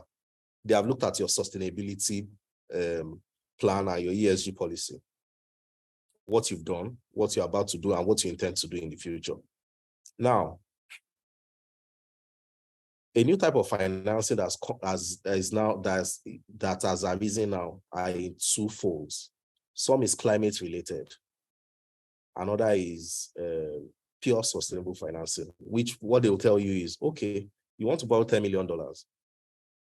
What we would like you to do to ease repayment plans for you is plant 500 trees. And if you plant 500 trees every 2 months, we would ensure that maybe your interest rate was supposed to be 15%. We will bring it down to 10% if you are able to provide evidence that you're able to do this. So now we are seeing a situation where international lenders are tying funding or even interest rates to your sustainability outlook as a business and your sustainability goals as a business. So that type of financing is new, but it's catching on very, very fast. For those that may be doing a lot of financing work, I'm sure they're already aware of this. The regulatory drivers. Like I said, the CBN is rolling out policies, the SEC has policies, the legislations are there, the guidelines are there. Regulators are very particular about ESG disclosures and ESG reporting now. There are templates already, there are standards already. I have mentioned some, and companies, listed companies especially, are expected to jump on the bandwagon. Value creation. The recent, I will just use an example on value creation. We saw the lady that broke the Guinness Book of Records since some weeks ago, and how most brands are trying to line up and to be part of our wins now. And those that were there even before the wins that supported are in achieving our dreams and objectives. Now you can see that with every attendance she makes for this and that now, she's been called on. I think yesterday was hair solding, where she went for a speaking engagement. Brands that are trying to identify. Now, it could be, Unilever supported with Maggie's that she used. I'm not sure if they are the producers of Maggie, sorry, or no, or whatever that she used. Those are value creation. How are you able to help with helping people achieve their dreams, going beyond even your business or your primary motive of making profits? How have you been able to make impact as well? These are things that I expect that will be in sustainability reports of some organizations whenever they have to file now, because everybody's trying to associate, especially everybody associates with success naturally anyway. But I won't be surprised if we are seeing all that in different sustainability reports going forward. And it's something that I think everybody, most businesses see as something that makes them look good and adds value to society as well. So benefits of sustainable reporting includes better company culture and boost brand recognition, higher sales and stakeholders engagements. There is a less, I think I have just a few minutes left, so that's why I'm trying to rush through. Exposure to higher return on investments, lower risk, and better crisis resilience. You also have the competitive advantage amongst your peers. It could be something as simple as, I like Zenith Bank because of how they make sure that there are no potholes around this area. That's why I bank with them. Or it could be something as simple as, I just love how these guys make sure that we have street lights covered around there, or these flowers that they even plant. So those give some slight edge in terms of competitive advantage as well. Enhanced employee engagement, and of course, retention. You can't lose with the S elements if you fully implement the S elements of every ESG mandates. Definitely, your retention rates will be quite higher as well. Next slide. In conclusion, ESG is top of mind for investors and lenders, as it now forms a major requirement for them. It's almost, guys, with due respect, it's almost difficult to get international financing now if you do not have if you are not sustainability inclined in your business outlook. It is almost impossible. ESG related discussions are center focus in boardrooms and corporate governance reports now. Yes, ESG involves identifying and mitigating material ESG risk and capitalizing on the opportunities it presents. ESG reporting is continuously evolving. A cost effort can increase relevance ratings quickly. Generally, ESG makes good business sense for both stakeholder welfare and corporate profitability. I and members of my team contributed the Nigerian chapter to the International Comparative Legal Guide on ESG, which I think will be very helpful for anybody that is getting interested or wants to even go learn more about ESG. So the good thing about the comparative guide as well is that it highlights similarities with other jurisdictions, and you sort of have an idea of what goes on in other jurisdictions as well. I'll be more than happy after this session to share that publication with Mr. Adedumade for onward circulation to everybody in attendance. So thank you for having me. I apologize for any little distractions that may have occurred in the course of this presentation. I also have a very terrible cold, but there's absolutely no way I can disappoint Mr. Adedumade. I'm not show up. I must show up. I just must show up. It's part of my own ESG commitment as well to society. Thank you very much. I'm happy to take questions.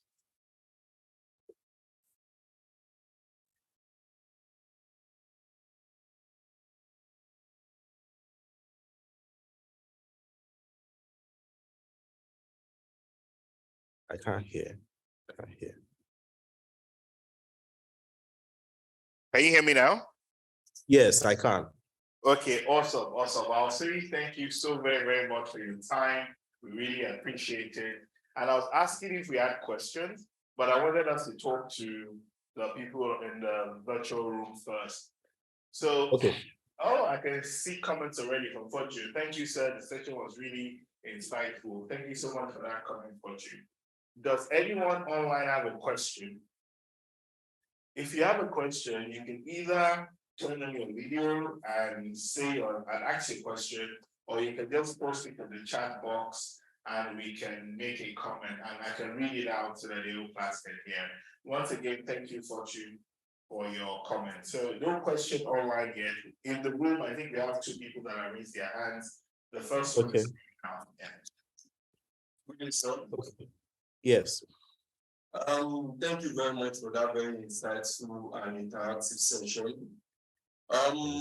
Basically, we said ESG. Can I get your name, please? My name is Kelvin. All right, Kelvin. Okay, so you said ESG is basically the law of everything. Yes, but in my opinion. My own concern is the health sector, particularly in light of the COVID-19 pandemic that showed the importance of drug testing, drug experimentation, and drug trials, etc. So my question is, are there ESG policies regulating such the big companies like Pfizer and others and the likes?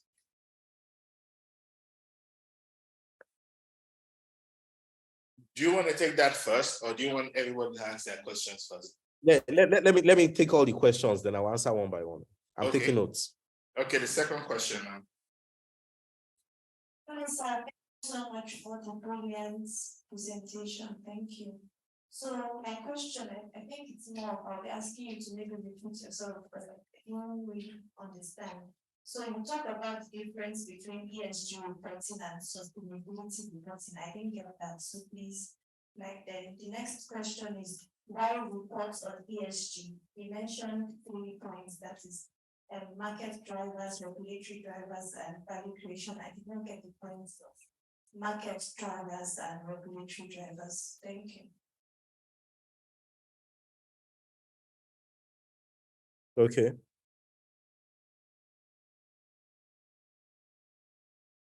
Yeah. So I just want to get the third question. Okay. Okay, so people are raising their hands online. We'll get back to you. We'll get to you shortly. Good afternoon, Mr. Dayo. My name is Dayo. So my question is, thank you for the presentation. My question is, how do we ensure that people from the grassroots are aware of this ESG? Because this innovation is just not from the people in the higher ups. So how do we get people, maybe even small business, to know that they too have their own contribution towards ESG, and how they will get a return from the contribution? I think my question is clear to you, sir. It is. Okay, more questions are coming. Good afternoon, everyone. My name is Fatima. So I have 2 questions. One is the environmental aspect of the ESG is quite technical. So how would you advise us as lawyers to charter that course? And then secondly, I would just like to have a guide as to setting up a career in this. If there are any suggestions as to courses or steps to take, any internships, fellowships, especially in Nigeria, and if you would be able to create one for some of us in this room. Thank you. Okay, so we have more questions from the room, but I just want to read out a question I can see from the chat box from our online community. So the combination of corporate governance and ESG sounds very prospective. Thank you for the enlightening session. Okay, that was just a comment, but I can see there was a question from someone raised their hands for a question. Please be ready. We'll come to you shortly. Okay, thank you very much, Mr. Dayo, for the presentation. Even as an ESG rebel, seems you are very commercial with it, and you're trying to buy me off. Anyway, I don't think I will be sold that. Anyway, what I want to focus my question on is on the realistic aspect, I mean the practical aspect. We talk about ESG, we talk about alignment with international principles, and we talk about investment, especially foreign investment, seeing our local compliance with international standards. Now, from 2 perspectives, we have our local laws, right? First of all, my question is based on the legislative pathway. Now, we don't have anything like an ESG Act, right? All we have are already passed laws. Talk about the environmental impact assessment laws, the CAMA, and all the sorts that speak on ESG, right? Mr. Otumba Otumba spoke about, Otumba was here, he spoke about our failure to domesticate international treaties and protocols, because I know that we have a legislative lethargy in Nigeria. The people in the legislative arm of government are quite lazy. How do we then make these principles, these international standards, how do we make them, how do we keep them in normative background? How do we make them laws? Putting in perspective our situation in our legislature. And then, because if these standards and principles are not codified in laws, there's no realistic potential of them to be enforced if they just remain principles in the pages of our thesis and all. And now in the local aspect, how do we make our already, the laws we already have, how do we bring them to the standards in terms of compliance with international, what happens in senior clients, I would say. Thank you for that question. We have another one in the room. Thank you very much, sir, for your session with us. My name is Baba Bodi. Okay, so my question, because yesterday we had a class on energy law per se, and so some sort of a perspective or some comments were made, and which I myself have come across, because you often hear things like, and my question relates to the environmental aspect now. You often hear things like the so-called developed world, which are the one majorly from which the whole ESG and everything came from. That most of them, the basis on which their economies and everything were developed are more or less contrary to the current ESG principles per se. And now that we, the developing world, like for instance, we have the Dangote refinery and everything, some of which will definitely have its own environmental effect as well. So that some of these principles per se that we might not be able to go so much into them right now, because we as well, we are in a stage we did to have gone through before, and some of these principles were not even taken into consideration by them. So I would like to know your perspective per se, as regards those who express those views that the developed world can wait and let us catch up first before you start raising the issues of ESG and everything. Let us get to that level first. Then we too will now start doing the cleaner energy and everything that you're talking about. Thank you.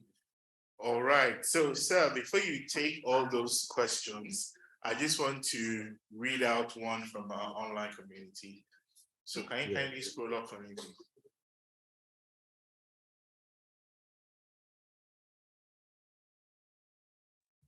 Yeah, so this question is from, no, not that one. Okay, so say yes. So this person says this is from Adalgo Chimamaka, and she's saying, thank you, Fortune. And as a follow-up question, what is the difference between CSR and ESG? Please, can we scroll up? I think there are more questions up as well.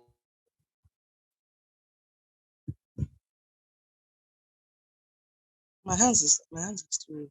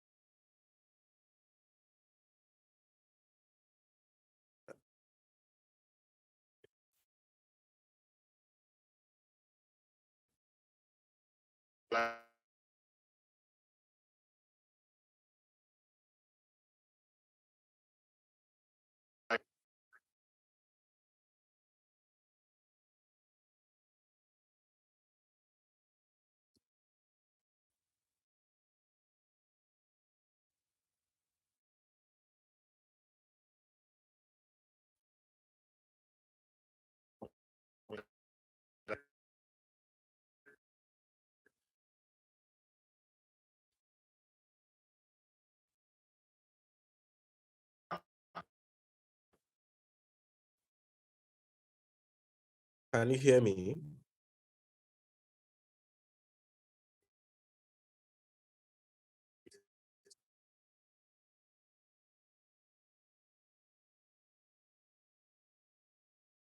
Can you hear me?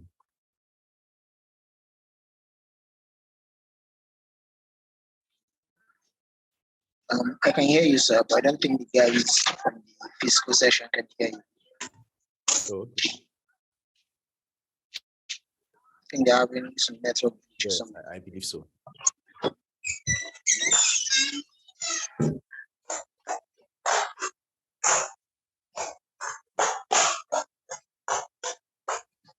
I want to ask a question. I don't know.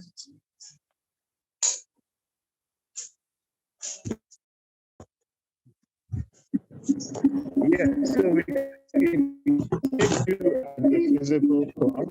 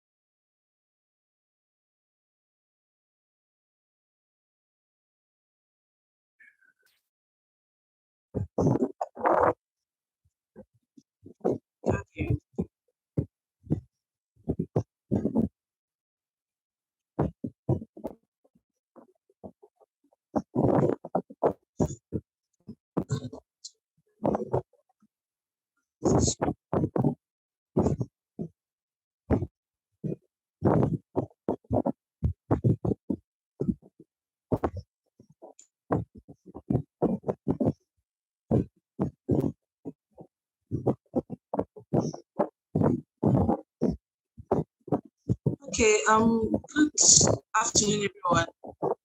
Everything seems to be shaky, right? I don't even know if I can hear me.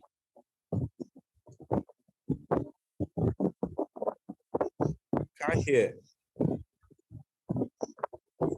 Hello, everyone. Good afternoon. Good afternoon. Okay, great. Okay, good morning, everyone. My name is Tony Asada. My question is for our I say trainer today is regarding the social aspect of ESG. And I know that there are many dynamics to ESG under the various aspects, but under the social, I want to just know your perspective regarding issues like LGBTQ in terms of diversity and inclusion in the workplace.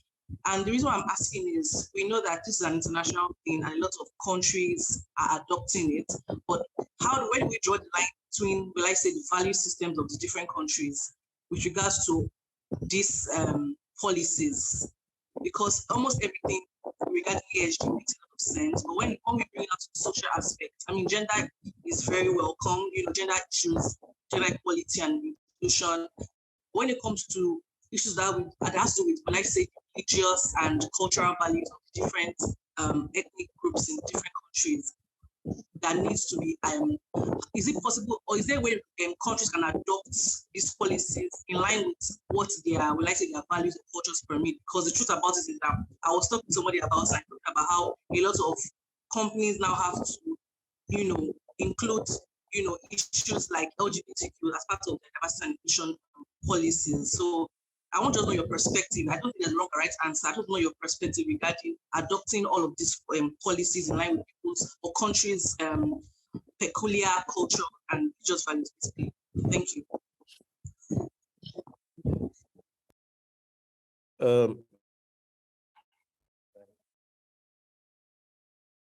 Thank you very much.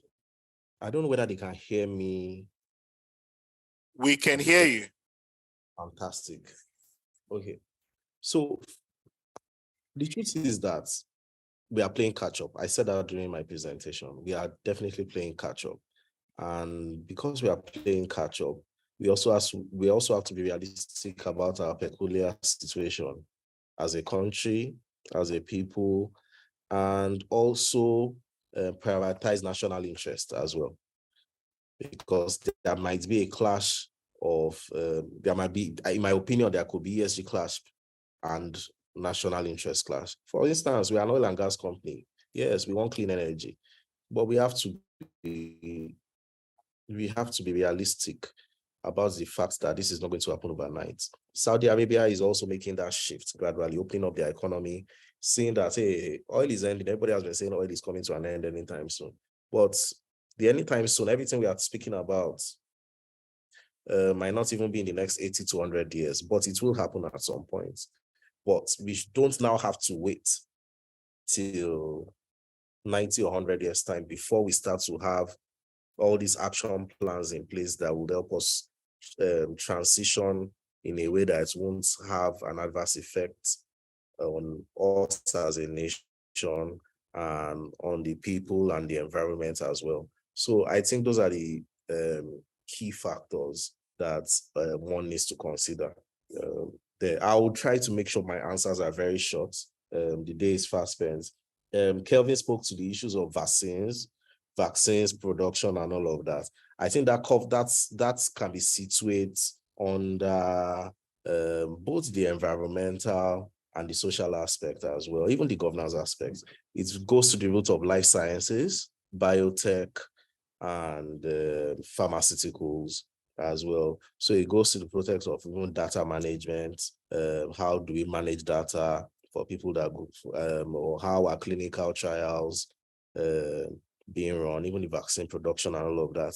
So yes, ESG has a coverage on that, but I think that element also sits more with the regulator as well, which is NIMA, Nigeria Institute of Medical Research, how they have tried to develop policies around that, and also NAFDAC in some cases. Those are the key regulators that I believe that responsibility sits with. I won't pretend to be aware of in-depthly about their biotech procedures, but I know for a fact that they have those procedures in place at this time.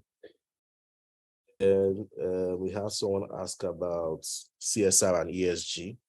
So yes, I think it's about the shift we talked about pre-2004 and 2004 going forward. CSR essentially has to do with the stakeholders on the other side, which are the people, not the internal stakeholders, now the external stakeholders. I think that's the major difference. ESG covers both the internal stakeholders and the external stakeholders, compared to CSR, that is primarily and essentially focused on internal stakeholders, on the stakeholders on the outside, when it comes to what do we do to just show that we are making an impact around us. That is the major difference between CSR and ESG as well. So I've answered 2 or 3 questions now. Then someone asked about the regulatory drivers and market drivers earlier on, that I didn't go in depth on that. I'll just keep it short as well. Market drivers essentially will look at investors, customers, banks, insurance. Those are the key market drivers. Capital providers, those are the key market drivers. While for regulatory drivers, we have governments around the world wishing to respond to market needs, adopting policies to promote sustainability, and increasingly mandating corporate disclosures of sustainability, ESG, and climate-related data and narrative. So there's a separation between market drivers and the regulatory drivers. What I've done is to highlight the drivers of the markets and on the regulatory side as well. And I'm still happy to answer questions subsequently via email, because I'm very considerate. I'm always very time sensitive when I have engagements that revolve around speaking. I like to respect the time to me. So there was another question on how do we get this awareness to the grassroots? What we are doing now is about the awareness as well. It's not just a training, it's not just to communicate knowledge. Like I said, we are all ambassadors, we are all ESG ambassadors. So in our individual lives, in our homes, what do? Do we just leave power on? Do we put off security lights in the morning? Do we conserve? How do we use water? So it's part of our daily lives, and I think it's something that there was a panel I sat on some months ago, and I shared an experience with my late uncle when I was younger and I was still living with my parents, and he used to come around. He was an uncle I was very fond of, and whenever he came around, I was always happy to see him. But this time around, he was coming in and he was frowning and saying, "Hey, why is the security light on? Come on, go and put it off." And I was like, shit, now you they pay NEPA bill, waiting be your like inside me. Of course, I didn't say it out, but Baba may not have known indirectly that he was already ESG aware, but he was. And what I realized also was that I'm still close to the children, and I still realize that when I go to the homes of the kids or his children, they have that culture ingrained in them where, hey, if I'm not in a room, the AC is not on, and all of that. So yeah, we are all grassroots ambassadors of ESG and sustainability. I think, I'm not sure, but I think I may have touched on all the questions briefly, however. Okay, thank you so much, sir. Please, once again, a round of applause for Mr. Dayo. Thank you so much. It's really an honor to have you speak to us today about ESG. It's a novel area, and the fact that you've broken it down so succinctly for us is, I think, one for the books. Thank you. Okay, sorry. I think someone asked about the environmental aspect. Yes. That's how can one gets training and knowledge around it. The legislations are there. It's about the continuous review, monitoring trends, and extracting the areas that you would have to apply in terms of developing a policy or indices. There's Nesria Act, there's the Harmful Waste Act. There are quite a number of legislations around that. Even for pollutions and regulators, we have NEMA in Lagos, we have LASEPA as well, and all of that. So it's that awareness on building up and developing your own and developing your guide as to or your ESG, or to developing your ESG policy. So once you have all that in place, and of course, it's a collaborative effort. Whenever I do handle trainings for C-suite executives or board members, it's not just me. We have an ESG circle, if I can put it that way. I know those that I need to call on that are experts when it comes to the areas that has to do with publicly listed companies, SEC regulations, and helping them to adapt to that. So it's all about building a community, and within that community, you will be able to get subject matter experts as well that would be able to help you gain more understanding and knowledge. We are all still learning about this, and we are all still trying to develop deeper expertise in that aspect as well. Yes, please, Tony has said a question has not been answered. Tony. So Yes. please, can you quickly repeat your question? Sorry about that. Tony Asada, can you quickly repeat the question? Please, Tony Asada is online. I would like to ask that question. Okay, please. Very quickly. Yes, sir. I was the last person to ask a question. Okay. And I asked about how just your perspective on how countries can adapt some of these policies, especially in these new evolving policies, which in a way that can be adapted to their culture or religious values and beliefs. I give an example of LGBTQ and things like that. So what's the global perspective? We all have our peculiarities, different countries, even different companies. So I wanted to get your perspective on that. So. Thank you. That's a very good question. I also said that ESG has to adapt culturally and adapt to our peculiar situation. Hey, it's very clear. We have our legislation here around LGBTQ.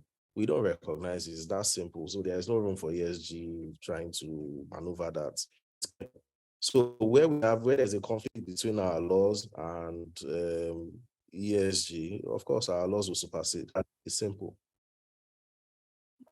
All right, thank you, sir.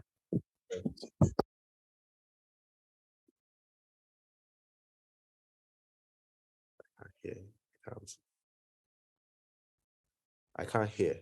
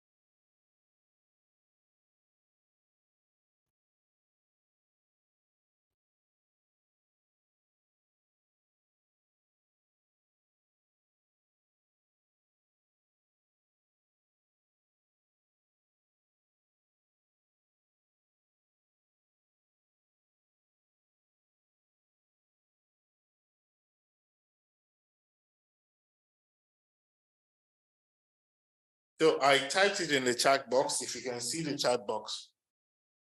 Okay, I can hear you now. Questions on legislative pathway to make our laws ESG compliant.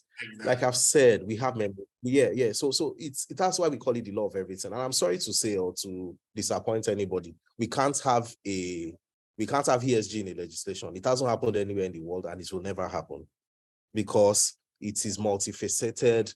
It's spread over. It's cut across different sectors, different areas of life, and it can't be codified in a piece of legislation. I feel it forms part of if we from the Constitution, from every piece of legislation we have, there is an element of ESG there. So it's with us. It's just like trying to say, oh, is it possible for us to retain to compress maybe oxygen and carbon dioxide? It's not going to happen. That's my professional viewpoint. We can't have just an ESG legislation. It's scattered. It's in every area of our lives.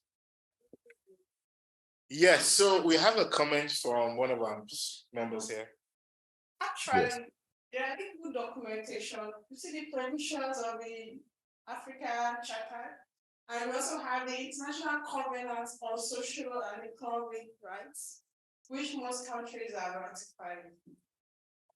And I agree with that. That's what I'm saying. We have several pieces of treaties, legislations, policies, guidelines. My answer to that is it can't be codified into an act. Yes, in one document. It's not possible. Wow, thank you so much. That's the last of the questions from the class. Guys, please help me say thank you to Mr. Dayo. Thank you so much, Dayo. Such an honor to have you. And we'll release you now because you have a lot of things lined up for the day. Thank you so much. But I'll speak to you personally soon. Thank you. Even the people on our virtual community are saying thank you as well. Thank you so much. Thank you. Thank you. So I'm honored to attend this, and I look forward to further engagements in the future as well. Thank you, everyone. So much. Enjoy it. Wow, guys, that was another wonderful session. You agree, right? Is there anybody that doesn't agree?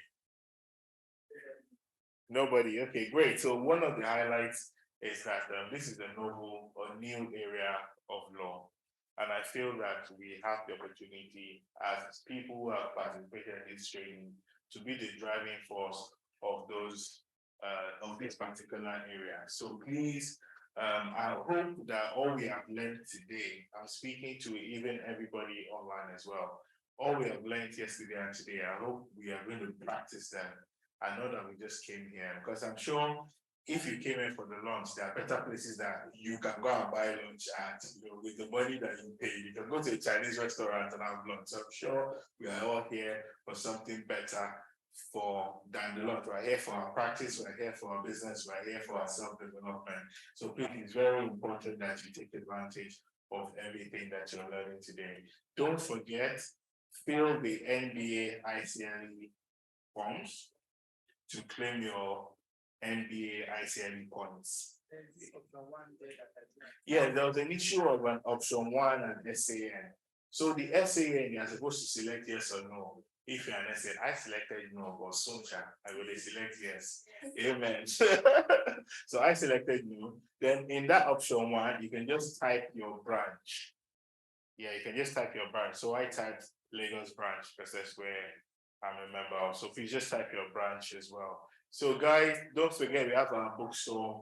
It's largely online, but we just bought our book. So if you're going out for lunch now, you can have a look when you're coming back for lunch. Lunch is served. So please let's go and have lunch, and we'll be back after lunch for the last module of the day, which is tax law. So our online vendors, thank you so much for joining us again. We're going to be back after lunch, and we'll have our last module for today,